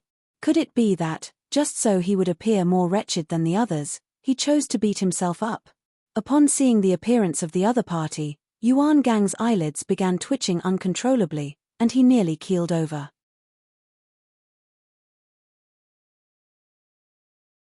Chapter 783. Challenging Zhongsha as a 5-star high-tier master teacher, he had an eidetic memory. When he was fighting with the other party, he had only used the light breezy hands to knock him off the dueling platform. Yet, at this very moment, the other party's facial features were warped hideously, and blood was dripping down from his mouth. Just how freaking severe was his injuries? If he had suffered such severe injuries earlier in the battle with him, he couldn't possibly still be standing here. Someone would have already sent him to a physician. Most likely, he had beaten himself up intentionally just so he could receive Zhongsha's guidance. Or else, the situation simply didn't make sense. Just as Yuan Gang was feeling extremely frustrated within, Zhongxian began imparting a battle technique to the other party. In his view, it was highly likely that Bai Mion had only been defeated by the freshman due to his carelessness. Thus, this time, he widened his eyes to pay attention to every single detail regarding the fist art which Zhongsha was imparting to the severely injured young man. However, just like the previous saber art, no matter how he looked at it, he just couldn't see any deeper technique or intention behind it. After a while, he was completely bewildered. He could easily execute a fist art like that back when he was only 3. Did Zhongsha really think that he could be defeated with that? Nevertheless, there is something peculiar about Zhongsha. I should remain on my guard. Later, I shall attack my opponent as soon as we get on the stage. Unable to comprehend the essence hidden within Zhong Xian's fist art, Yuan Gang decided to just achieve a swift victory. Given his deeper insight into battle techniques and the control of his strength, as long as he could gain the initiative, it shouldn't be too difficult for him to defeat a freshman swiftly. Right after he had decided his plan for the battle, the bruised young man finally stepped onto the dueling platform. "Senior," the young man greeted. "Let's hurry up and get it over with," Yuan Gang said. "CRRK, CRRK, CRRK." With a series of creaking sounds, Yuan Gang's slender body abruptly grew taller, and his limbs grew longer as well. Spirit High-Tier Battle Technique, Supreme Ape Transformation. Having spent more than a decade cultivating this battle technique, he had already fully grasped the essence of it, allowing him to bring out the full might of the technique. "Here I come." Without giving the other party an opportunity to even respond, Yuan Gang immediately charged forward as soon as the duel began. His movement was as swift as the silhouette of an eagle swooping down for its prey. In the blink of an eye, his figure was already standing right before the bruised young man, and with his fingers bent into hooks, he clawed ferociously at him. The crux of the supreme art transformation lay in its speed, and the attacks were mainly hacking, clawing, and grabbing. This was a technique that an elder of the academy had come up with after studying the fighting technique of apes. Sharp glints reminiscent of daggers flashed from the edges of Yuan Gang's fingers as they headed right for the bruised young man's body. Not bad.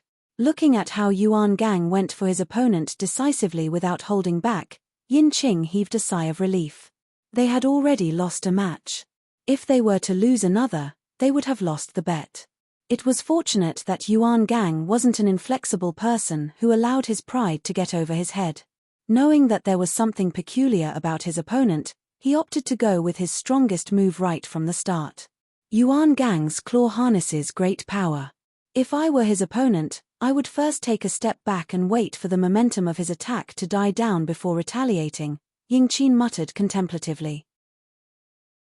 As peers from the same student faction, Ying Qin often sparred with Yuan Gang, so he had a clear idea of how fearsome the Supreme Ape transformation was. Due to the formidable speed of the technique, it was nearly impossible to dodge at close quarters. Curious to see how Yuan Gang's opponent would respond to his attack, Ying Qin turned his gaze back to the stage, only to see the other party standing still on the spot, retaliating to Yuan Gang's attack with a punch of his own. This. Ying Qin blinked in shock. Was the opponent intending to trade blow for blow? But Yuan Gang's claw was far swifter than his fist. If he were to remain in the same position, he would surely be struck by Yuan Gang's claw first. Hula! Before the doubt in Ying Qin's mind could vanish, he suddenly saw the speed of the opponent's fist abruptly accelerate. At the current speed, it was likely that both of their attacks would land on each other at the same time. In other words, the opponent was aiming for a mutually assured destruction. Peng! As Ying Qin had predicted, the duo struck one another squarely. Deng deng deng! Deng deng deng!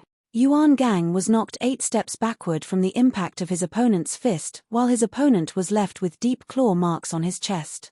Good. Despite being injured in the first encounter, the bruised young man didn't seem to have lost his courage in the least. On the contrary, he grew more and more excited. Without any hesitation, he charged right toward Yuan Gang once again. Regardless of how profound Yuan Gang's move was and how much damage he would sustain from them, his focus was only on one thing, landing his punch on Yuan Gang. Peng! They traded another blow. Even though the bruised young man was injured, Yuan Gang didn't fare any better either. Suffering 2 consecutive heavy blows, his face paled, and with a sweet sensation at the back of his throat, he spurted a mouthful of blood. I finally understand. Ying Qin narrowed his eyes as he tightened his fists in agitation. It is indeed a good plan. Zhong Xiaoshuo is a formidable opponent. At this moment, he finally understood the reasoning behind the bruised young man's fighting style. Ultimately, one couldn't become a master at close-quarter combat just by learning a single move. It required the accumulation of experience and refinement through practice over countless years. Understanding this, Zhong Shi decisively imparted a fist art with overwhelming offensive ability. Since it is impossible for us to win in a battle of skill, we might as well abandon the very notion of it. We shall go head to head with you instead. Even if we suffer grievous wounds in the midst of doing so, we won't let you get off the hook easily either. If you land a blow on me, I will make sure to return the favor twofold to you. As long as I possess sufficient strength and speed in my attacks, the one who will fall ultimately will be you. How vicious. It seems like Zhongshe didn't select his candidates randomly. This fellow was willing to even punch himself in order to earn the opportunity, and that reflects how tenacious he is. Ying Qin thought with a livid expression. Honestly speaking, he did wonder why Zhongxian had chosen the person who had beaten himself up. Given the latter's sharp eye of discernment, surely he should have been able to tell that those wounds were self-inflicted. But at this moment, he realized that it was an intentional action on the other party's part. If a person was willing to hurt himself for an opportunity, how could he possibly back down in a crucial moment? A person with such a personality was the most suited for a battle of trading blows. It seems like Yuan Gang is going to lose. Ying Qin shook his head. They were all currently of the same cultivation realm, but considering the incredible might behind the bruised young man's fist art, as well as his determination to win the duel, it was just a matter of time before Yuan Gang fell in defeat. It was not that Yuan Gang was weak, but such a battle simply wasn't his forte. The supreme ape transformation which he cultivated was built on the natural instincts of apes, and this included their natural aversion toward danger as well. As such, Yuan Gang's instinctual response toward harm was not to fight but to flee. Naturally, Yuan Gang also understood the bruised young man's intentions, and he knew that if he wanted to win, he had to attack decisively and persevere to the very end. However, the contradiction between his instincts and actions resulted in an inevitable hesitation in his movements, which hindered him from fighting decisively. Peng peng peng. As expected, after trading 5 blows, Yuan Gang finally reached the limit of his perseverance, and after a stagger, his body collapsed to the ground weakly. He had been defeated by a freshman. That ape guy is not bad. Zhongxian nodded in commendation. The Heaven's Path fist art harnessed immense strength behind each of its blows. Even though Zhongxian had only imparted a move from its simplified version to the bruised young man, it was still an incredible feat for Yuan Gang to endure 5 punches before collapsing. Faction leader, I won.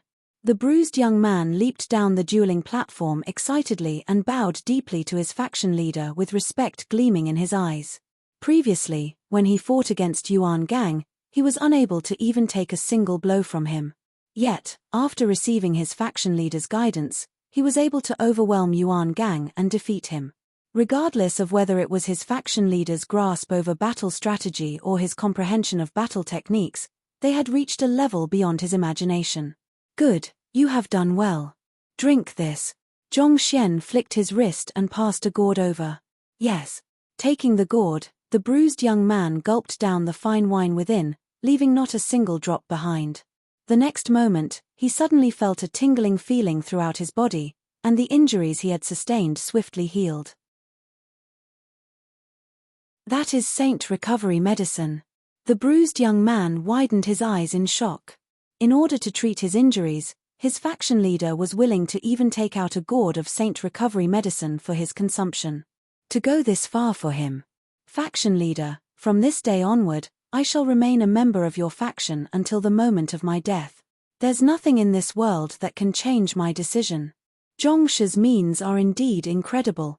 Seeing the freshman who was pummeled recovering entirely from his wounds in the blink of an eye while Yuan Gang was still convulsing on the ground, on the brink of death, Ying Qin shook his head and sighed deeply before turning to look at Zhongxian with a profound gaze. Regardless of whether it was his ability to impart techniques, his grasp over battle techniques, or his charisma around his subordinates, he was indeed worthy of respect. Taking a deep breath, Ying Qin grasped his spear tightly and said, having lost 2 consecutive rounds, we have already lost the bet. However, I find it hard to come to terms with my defeat without witnessing Zhongshe's prowess with my own eyes. Thus, I hope that Zhongshe will agree to a fight against me. As Zhongxian's side had already achieved 2 out of 3 wins, the trio had already lost the bet. However, having yet to force Zhongxian into action, he couldn't help but feel a little indignant inside. Thus, he wanted to challenge him so as to see how powerful the young man, who could give the other freshman the strength to defeat his peers through just a moment of guidance, was. If he lost, so be it. He would have no regrets whatsoever at the very least. You wish to challenge me? Zhongxian pondered for a moment before nodding. All right then. This fellow with the spear was likely to be the strongest of the three.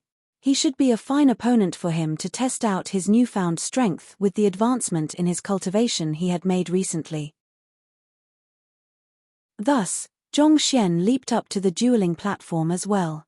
While being able to guide others to victory was indeed a testimony to his prowess, it wasn't as impactful as witnessing it in a battle. Only in a real battle could the full extent of one's skills be seen. Since Zhongshe possesses the cultivation of Cosmos Bridge Realm Pinnacle, I shall suppress my cultivation to that of your level 2. Seeing the other party agree to it, Yingqin nodded before forcefully suppressing his cultivation of Ethereal Treading Realm Pinnacle down 2 realms. Suppress your cultivation? Seeing Yingqin's action, Zhongxian shook his head. You will die like that. He had cultivated his soul, physical body, and zhenqi, along with his Eye of Insight and Library of Heaven's Path. That fellow wouldn't even be much of a match even if he were to fight him at Ethereal Treading Realm Pinnacle. Yet, he was still thinking of suppressing his cultivation. How bold. Zhongshe, don't worry. Even though you have a deep understanding of battle techniques, I am not that bad either, especially in the field of spearmanship. I can proudly say that there are none at my level who can rival me, Yingqin replied confidently. He had seen what Zhongshe had done, and that was indeed impressive. However, he had confidence in his ability as well. This was the trust he had in himself after countless years of sweat, tears, and blood honing his spearmanship. As long as he had a spear in hand, he would be able to face any enemy. All right then. Seeing how confident the other party was, there was nothing else Zhongxian could say. Seeing Zhongxian standing barehanded on the dueling platform, Yingqin asked doubtfully, Zhongshe, where's your weapon? My weapon? You have already suppressed your cultivation. If I were to use a weapon on top of that, I would truly be bullying you. How about this then? Zhongxian turned to Ruohuan Gongzi and said, Ruohuan, I recall that there is a feather duster beneath the stool over there. Bring it over to me.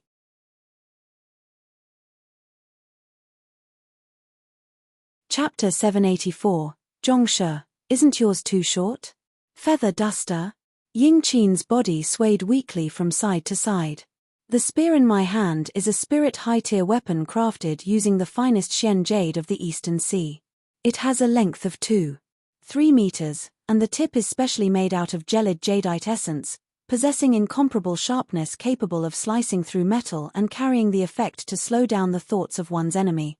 I have such a powerful weapon in my hands, and yet you wish to fight against me using a feather duster? That item is only made out of ordinary bamboo. It would be sliced into 2 with even the slightest touch. How in the world do you expect to fight against me? Not only him, Ruohuan Gongzi was completely stunned as well. Using a feather duster to deal with a spirit high-tier weapon? Zhongshe, don't you think you are going too far humiliating the other party? But, what is with the inexplicable joy I am feeling at the sight of this? Great, I'll be right back. With his lips curling up uncontrollably out of excitement, Ruohuan Gongzi immediately ran off. You!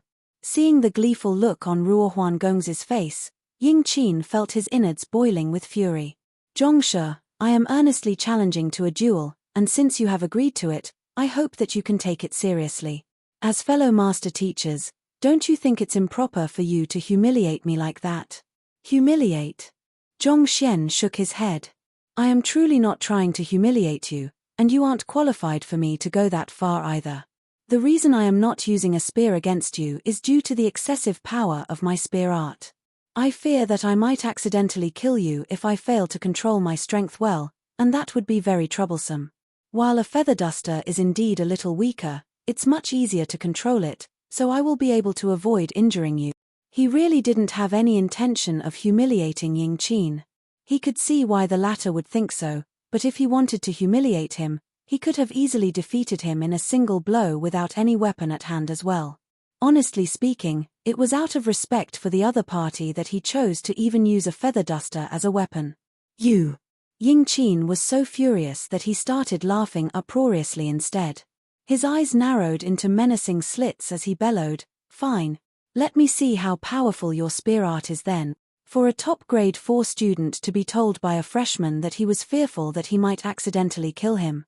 Ying Qin felt so much fury boiling within him that he could have charged forward to tear the other party apart then and there. In the midst of their conversation, Ruo Huangongzi had already gathered more than a dozen feather dusters from the surroundings and threw them onto the stage for Zhongxian to choose. Zhongxian casually picked up one of them before turning to Ying Qin. "We can start now. You're seeking death." Seeing that Zhongxian was truly intending to use a feather duster to fight against him, Ying Qin roared in fury as the spear in his hand pierced forward with might reminiscent of a massive dragon. A gale so powerful that it felt as if it could tear one into shreds whipped up in the surroundings. Infused with zhengqi, the spirit high-tier spear pierced through the air, producing a deafening sonic boom as it headed straight for Zhongxian. Strong. Upon seeing the move, Luo Xian, Ruo Huangongzi, and the others couldn't help but narrow their eyes. Even though Ying Qin had already suppressed his cultivation to Cosmos Bridge Realm Pinnacle, the power that he displayed in his attack was still far beyond what they could withstand. Perhaps it might be an exaggeration to say that this move was unrivaled by all Cosmos Bridge Realm cultivator, but it was no joke to say that less than a handful of Cosmos Bridge Realm cultivators in the Academy would be able to take this blow. In fact, most perfect harmonization realm primary stage cultivators would be forced to retreat in the face of this move, not daring to confront it head-on. Could Zhongshe really be able to stand against such a powerful attack with a feather duster in hand? Everyone subconsciously turned their gazes to Zhongxian, only to see him standing nonchalantly before the other party's might. A slight smile emerged on his face as he stretched his hand forward and snapped his forefinger and middle finger together. Catcher. Just like that, the incomparably powerful spear was held lightly in Zhongxian's fingertips. As if fallen deep into a marsh, the ferocious dragon of a spear from a moment ago found itself incapable of moving no matter how hard it struggled. Pa pa pa pa. While holding onto the spear, Zhongxian raised his feather duster and struck Ying Qin's face relentlessly. In just the blink of an eye, crimson streaks had already filled the latter's face. The heck? It is actually possible for such a situation to happen in a battle. Why does it feel like an adult caning a child? Indeed. This is supposed to be a serious battle, but this. The crowd beneath the stage was stunned. When they saw Ying Qin's spear art earlier, they had nearly been scared out of their wits, thinking that Zhongshe would be defeated by it. Who could have known that Zhongshe would end up stopping the spear with just 2 mere fingers instead? No matter how hard Ying Qin tugged or pushed, the spear was firmly trapped between Zhongxian's fingers, refusing to budge at all. This had left him open to the lashing of Zhongxian's feather duster. Everyone had thought that this would be an intense battle between 2 experts, but in the end, it turned out to be a one-sided slaughter instead. Ying Qin hadn't expected the other party to be skillful enough to even grab a spear harnessing such immense might so easily. Panicked, he struggled with all his might, but he was unable to pull the spear out of Zhongxian's fingers at all. Flustered, he howled, "Let go." At the same time, he gathered all of the zhengqi in his body to pull the spear back to him with his full might. As long as the spear remained in the other party's grasp, he would be powerless against him. "You want it back? Here you go." Feeling the force pulling the spear away from his fingers growing stronger and stronger, Zhongxian abruptly let go with a smile. Deng deng deng deng. The sudden disappearance of the force from Zhongxian's side caused Ying Qin to fall backward abruptly. In an attempt to stop himself from tumbling back, he ended up leaving a series of heavy footprints in the dueling platform. "You die." Even though Ying Qin was left in quite an awkward position, having succeeded in pulling his spear out, he felt another burst of confidence returning to him. With a roaring whiz from his spear, he swept it toward the Zhongxian. Since the pierce failed to work, surely a sweep would be fine. In the next moment, however, the figure before him suddenly blurred, and a pair of fingers abruptly materialized from nowhere and easily halted the movement of his spear. What is going on? Ying Qin's body shook wildly. In order to prevent the other party from grabbing his spear, he had put his full might into the sweep. How did the other party still manage to grab his spear? That should have been impossible. Before he could give it much thought, the feather duster began raining blows down on him once more. Even though it was only a stick made out of bamboo, it had junchi infused into it. As such, a lashing from it felt even more painful than being whipped by a leather belt. With just a few strikes, Ying Qin's face was already covered in lacerations, and blood was dripping down his face profusely. Damn it! Despite facing an opponent with the same cultivation level as him at the moment, he still ended up being struck bloody by a feather duster. Ying Qin felt as if he was going to go mad. With an abrupt pounce, he leaped upward while tugging the spear forcefully out of Zhong Xian's grip. Exerting his full might until the point which his junchi was about to explode from overexertion, the other party's force on his spear abruptly disappeared once again. Voila! As a result, Ying Qin's figure fell back yet again. However, this time, before he could steady his figure, Zhong Xian had rushed forward to grab his spear once more, and the feather duster began lashing him again. The heck! Ying Qin was on the verge of tears. He had fought many battles ever since he had started cultivating, but never had he had a duel like that before. The moment his spear shot forth, the other party rushed to grab his spear and lash him viciously. While he was trying to pull his spear out of the other party's grip, the other party would abruptly let go, resulting in his loss of balance. But yet again, making use of his state of vulnerability as a result of his loss of balance, the other party would charge forward to grab his spear again. That's cheating. Can't we have a proper duel? Ah. The more he thought about it, the more furious Ying Qin felt. Fury raged furiously in his chest like blazing flames. Hong Long. In his state of rage, he finally let go of the suppression of his junchi, resulting in his cultivation swiftly surging back to normal. Perfect harmonization realm primary stage. Perfect harmonization realm intermediate stage. Ethereal treading realm pinnacle. In the blink of an eye, he had reached the peak of his strength once again. Upon the recovery of his strength, he immediately turned his attention back to Zhongshe once more, seemingly about to charge at him again, only to see the latter had already retreated several meters away. Holding a feather duster in his hand, the other party questioned him nonchalantly, "Are you admitting defeat?" "Admitting defeat? Impossible. Through the battle we had, I realized that you aren't merely a Cosmos Bridge Realm Pinnacle cultivator. Do you dare fight against me at my full strength?" Ying Qin gritted his teeth. After being struck so viciously on his face, how could he possibly admit defeat and let the other party get away just like that? Besides, considering how the other party could grab his spear so easily and firmly such that even he was unable to extract it from his fingers, that showed that his strength far exceeded any Cosmos Bridge Realm Pinnacle cultivator. Since that was the case, even if he were to use his full strength against the other party, that couldn't be considered bullying. "Fine by me," Zhong Xian replied calmly. In the first place, he had intended for Ying Qin to use his full strength, but the latter obstinately insisted on suppressing his cultivation for the sake of fairness. This situation worked better with him. He would finally be able to try out his strength like that. "Let's start then." Zhong Xian raised his feather duster to gesture for the other party to come at him. "Wait a moment." Seeing Zhong Xian's movement, Ying Qin couldn't help but recall how badly he had been thrashed just a moment ago, and he shuddered in fear. Gritting his teeth, he said, "I wish to compete with you in terms of spear art, but your feather duster is too short, turning the duel into a close-quarter battle instead. May I ask of you to use a spear to fight with me?" What Zhong Xian had done earlier, grabbing his spear and lashing him viciously, couldn't be considered as a spear art but close-quarter offense. A spear's length granted it a long reach, but at the same time, it also limited its utility in a narrow space.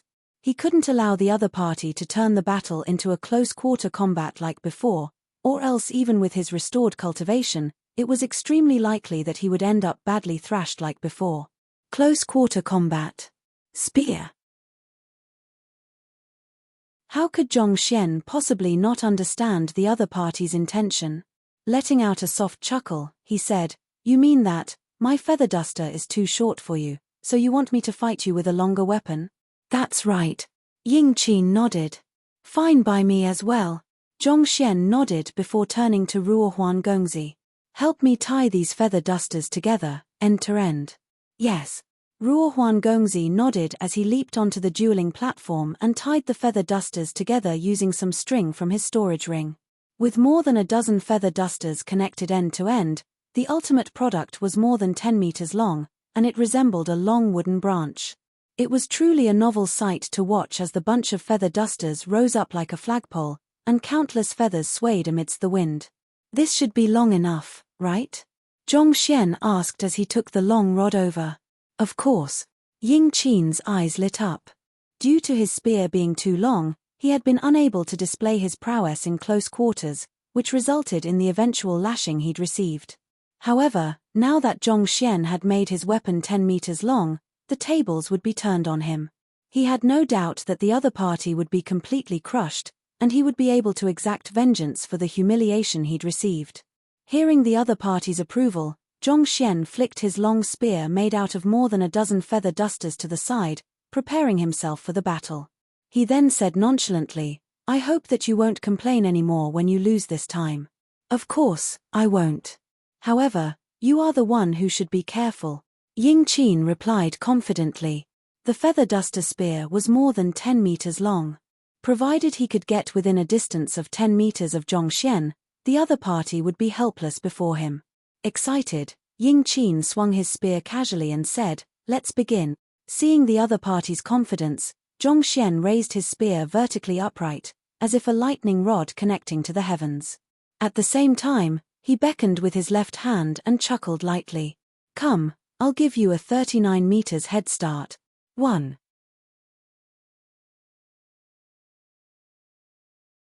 Chapter 785. The true spear art. In his previous life, Zhong Xian had once seen a picture of a small person holding a 40-meter-long saber taunting his opponent, saying that he would first allow him to get a 39 meters head start. At this moment, this was exactly the kind of feeling Zhong Xian got. With more than a dozen feather dusters connected together, his weapon seemed just like a flagpole. In comparison, his enemy's spear felt no different from a short twig. With such a long weapon in hand, he felt as if he had nothing to fear. "Let's begin then."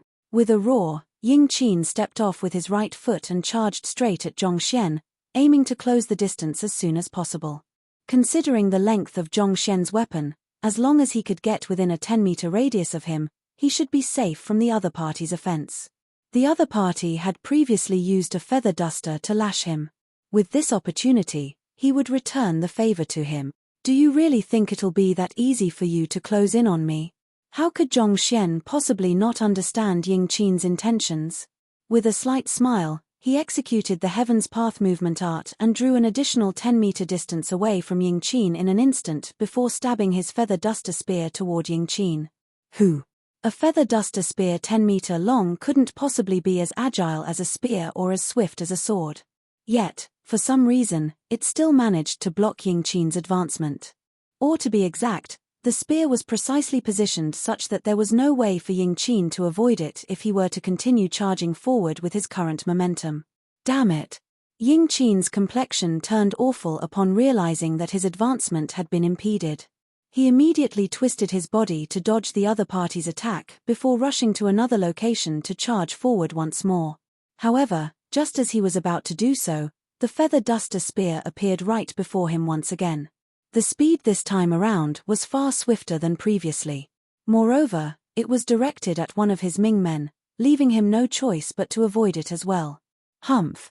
He immediately leaped backward to dodge the attack before rushing at another direction. With a burst of his zhunqi as an ethereal treading realm pinnacle expert, his speed was as swift as a soaring dragon. But, despite his speed, the Zhong Xian's feather duster spear seemed to be even faster than him. Every time he attempted to approach the other party, a spear would abruptly emerge to block his path.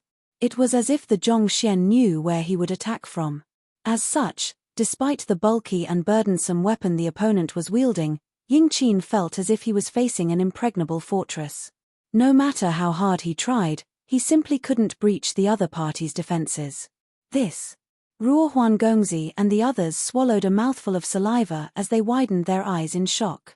They had thought that it would be hard for Zhongshe to deal with Ying Qin when the latter released the suppression on his cultivation.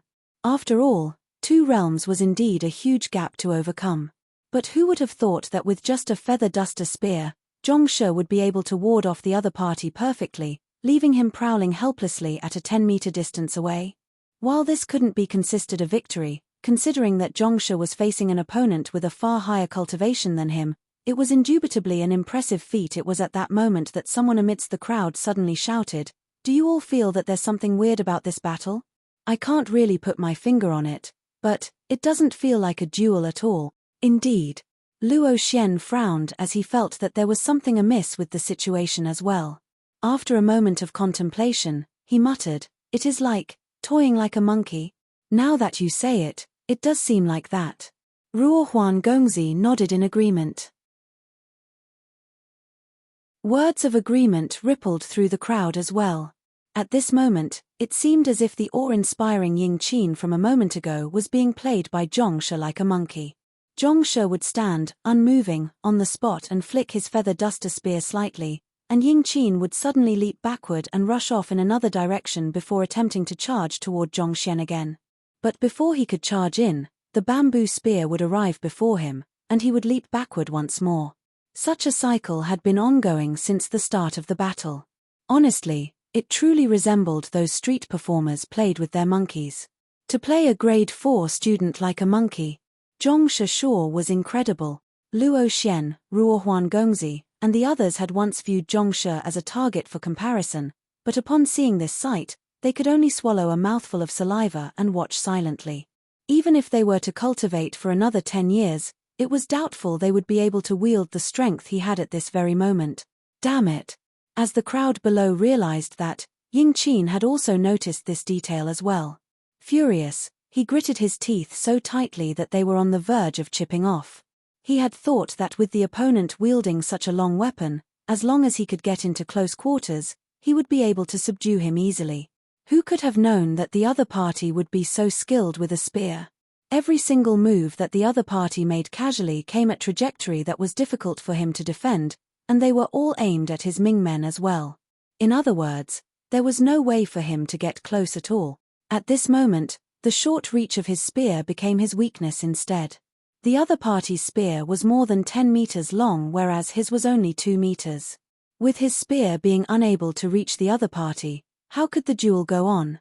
Shouldn't the one with the shorter weapon be at an advantage? Why does it feel as if I am the one being disadvantaged instead?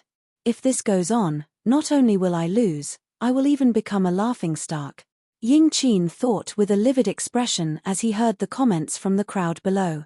If word were to spread that he had been toyed with like a monkey by a freshman, there would be no way he could keep his head up before his peers and his juniors. That spear of his is crafted by connecting feather dusters together, so its quality is subpar. If I directly clash with it, even if I'm injured in the encounter, I should be able to snap it. Ying Qin pondered as he flitted across the battlefield. There was no way he could achieve victory under the current circumstances. The urgent matter at hand was to find a way to close in on his opponent, and the only way to do so was to snap the feather duster spear. Considering that those feather dusters were only made of ordinary materials, with his strength as an ethereal treading realm expert, it shouldn't be too difficult for him to reduce them to dust with his zhenqi. Alright, I'll do just that then. Gritting his teeth, Ying Qin pumped his zhenqi furiously, and with his arms covering his chest, he charged forward furiously, paying no heed to the movement of the feather duster spear at all. Catcher! Catcher!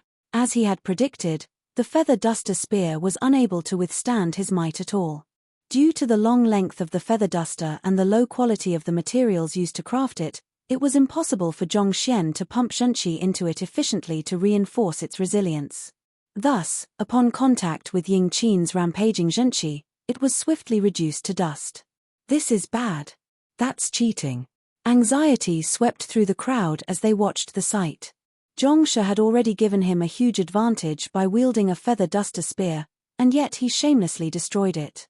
That was cheating. Let's see how you stop me now that I am already right before you. With a roar, Ying Qin raised his spear and pierced right at Zhongshen.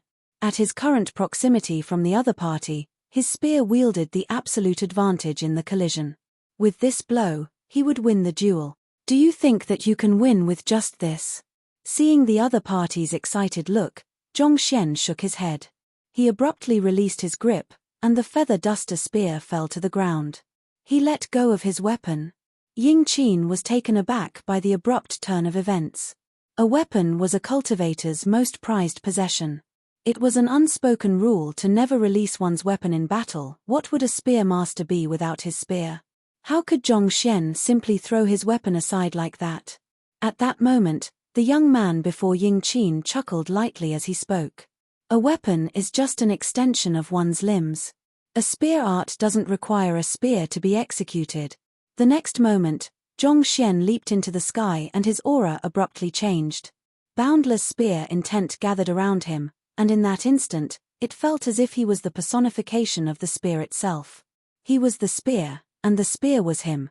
There was no distinction between the two. This is the realm of spearman union. Ying Qin's body stiffened as his eyes narrowed in astonishment. Legend had it that if one were to reach a certain level in the comprehension of spear heart, they would be able to become the spear themselves. Even without a spear in hand, they could wield their body like a spear through the manifestation of their spear intent and challenge anyone who stood in their way. But even senior Shui Zhenyang had yet to reach such a realm. How did the man before him achieve such heights? However, in the midst of a duel, he didn't have the luxury of entertaining any miscellaneous thoughts. Zhongxian's manifestation of a spear was already right before him. The other party's fingertip had manifested into the edge of the spear, and with a sharp glint, it clashed with the tip of his spear. Hong Long. An immense force crushed down on Ying Qin as he felt an overpowering spear intent rushing through his body, shattering his defense in an instant. Pu. Fresh blood spurted frenziedly from his mouth as his figure was sent flying into the air, retreating at a rapid pace. Pada. After flying several dozen meters, he crashed heavily onto the ground. A moment later, the tip of his spear was plunged into the ground some distance away from him. Pu. Yet another mouthful of crimson blood spewed from his mouth. I've lost. Looking at the nonchalant Zhongxian on the dueling platform, he clenched his fists tightly in agitation. He had never thought that even when he had exerted the full extent of his strength, he would still be defeated by a single finger from the other party. Such strength was already comparable to senior Shui Zhenyang, the leader of the true Alios faction.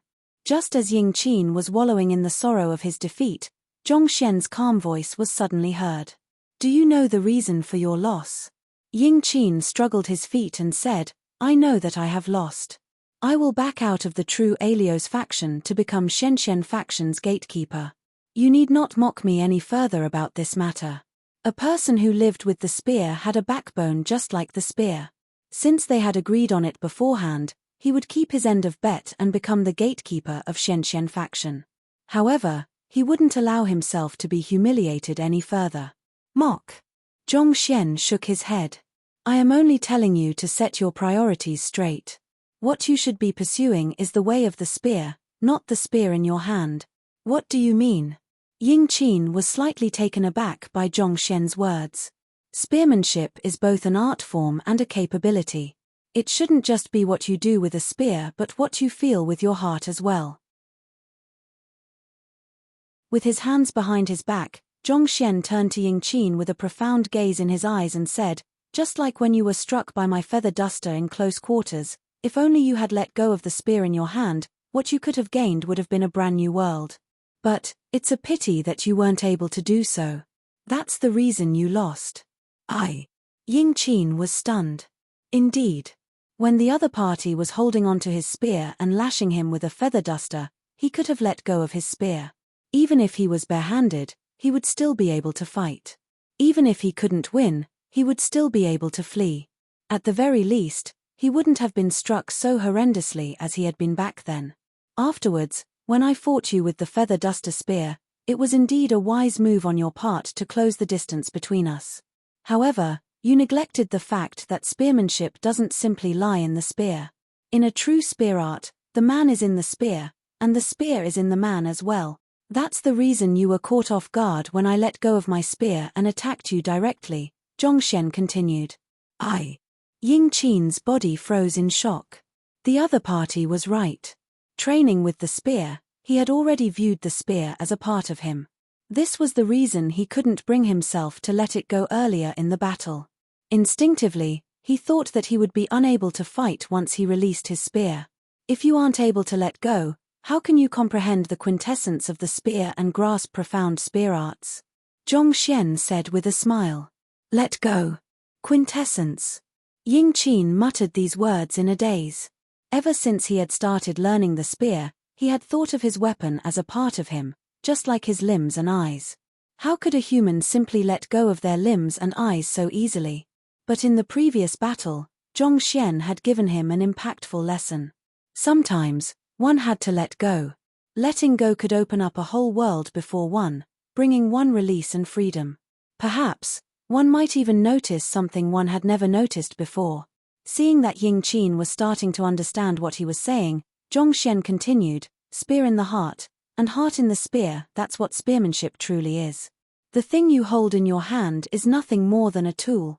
The heart in the spear is the true spear. Ying Qin ruminated over those words with his eyes closed. A moment later, exhaling a mouthful of turbid gas, he opened his eyes once more, and the confusion in his eyes had given way to clarity. Putong. Kneeling on the floor, Ying Qin lowered his head in respect. Thank you for your guidance. I beseech Zhongshe to take me as your student and impart your spearmanship to me.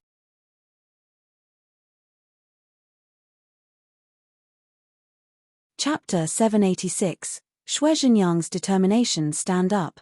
As long as you work diligently for the Shenxian faction, I will guide you in your spearmanship.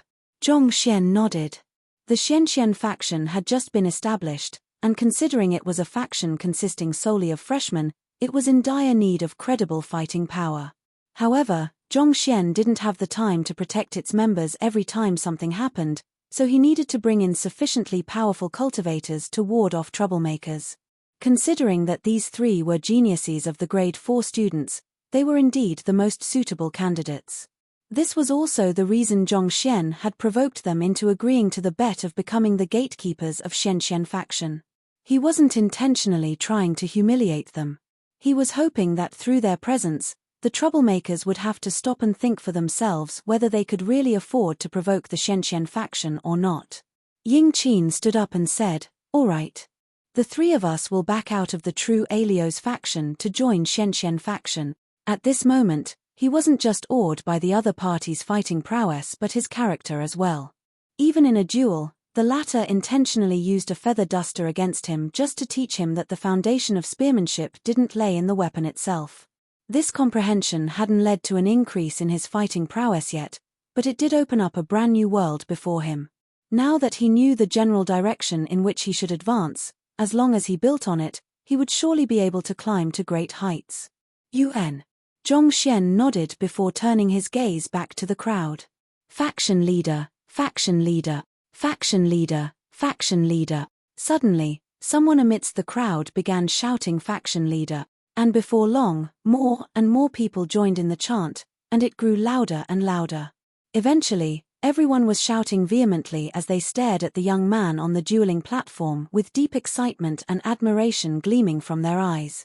If they had still harbored doubts as to whether it was truly the correct decision for them to follow Zhongshe previously, at this very moment, they knew that they had made the right decision. He was able to easily defeat the geniuses of the martial arts school, the top fighters of the true Alios faction. As long as he was around, what else did they have to fear? This is our faction leader, the pillar of support for us freshmen. As long as he is around, we have nothing to fear. Feeling the earnest emotions from the crowd, Zhongxian couldn't help but feel a little moved as well.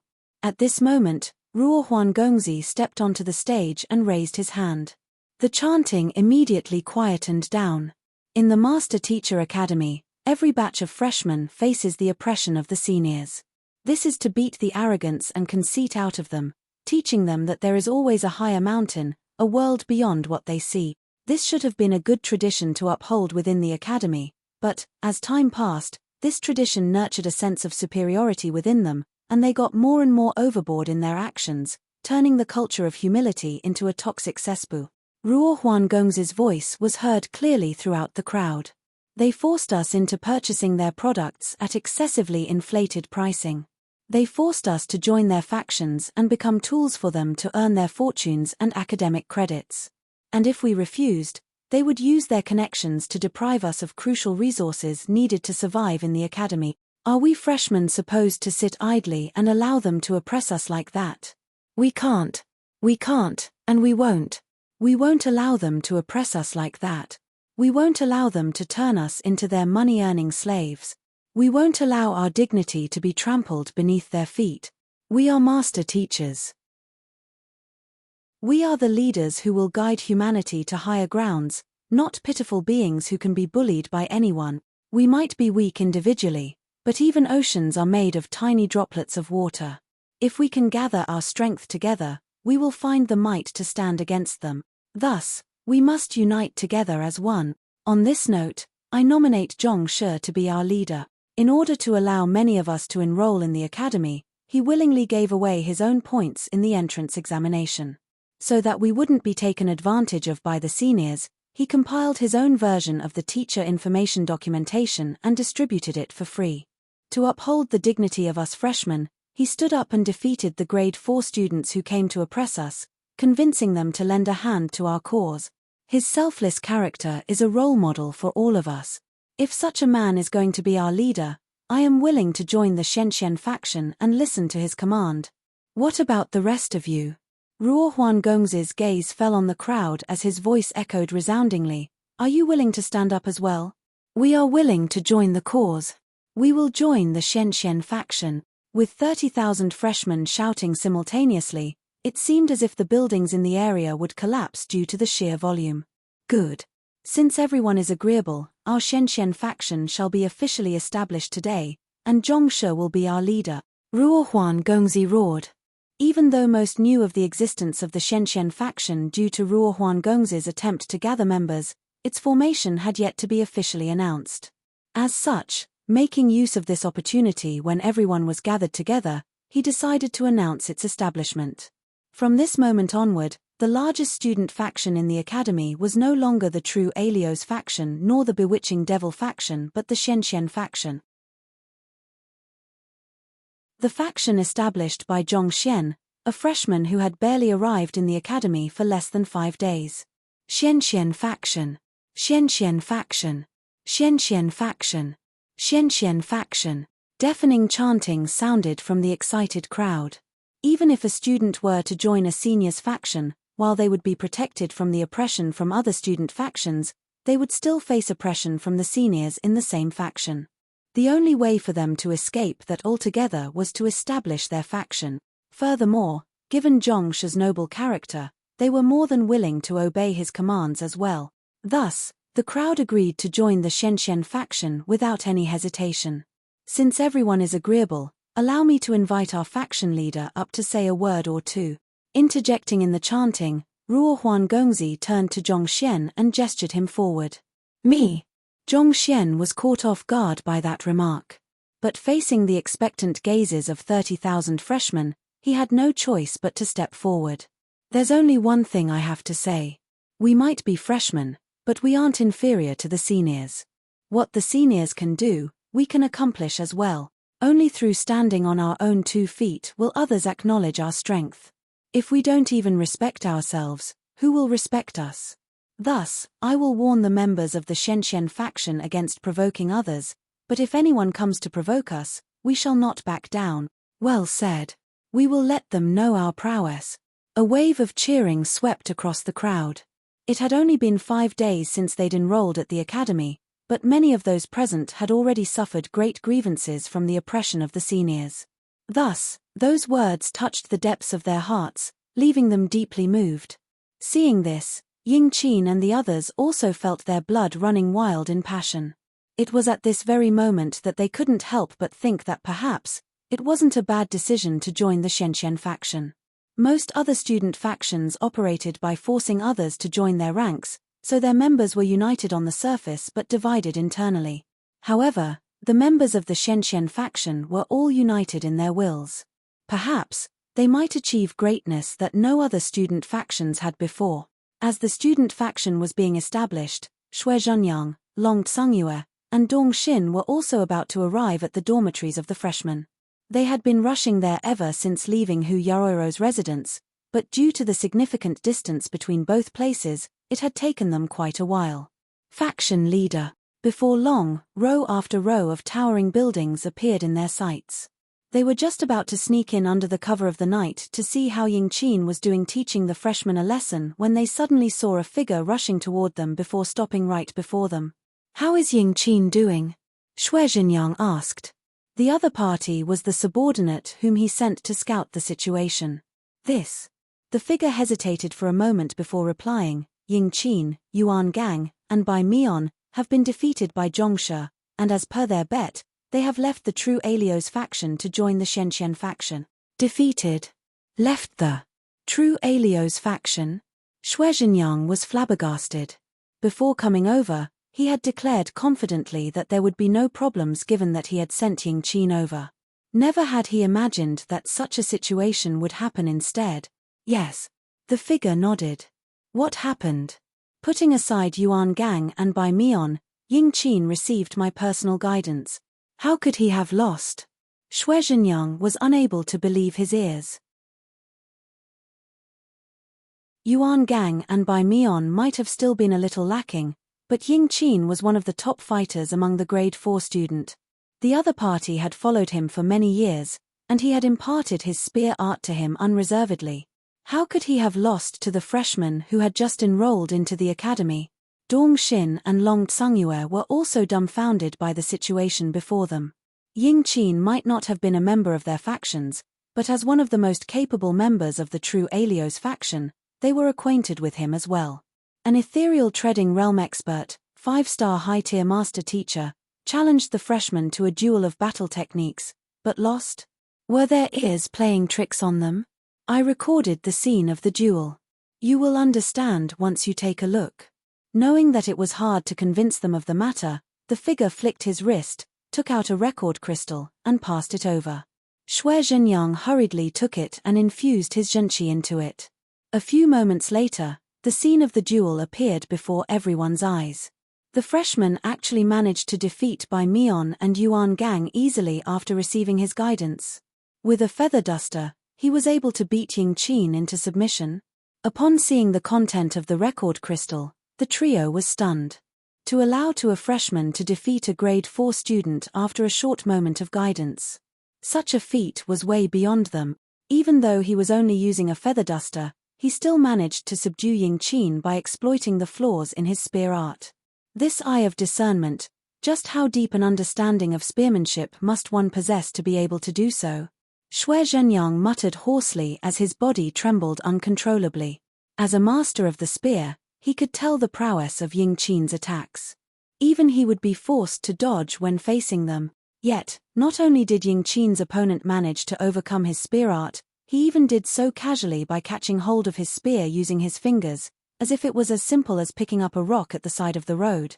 To be able to do this so leisurely, this could only mean that he had seen through the main flaws of Yingqin's spear art and used them against him. How frightening must his eye of discernment be? It is no wonder Hu Yaroro ended up becoming his apprentice. His understanding of the spear has reached an unfathomable level. Zhenyang, if you were to fight with him, would you be able to defeat him? Asked Dong Xin, turning to Xue Zhenyang. Xue Zhenyang clenched his fists tightly as hesitation flashed across his eyes for a moment.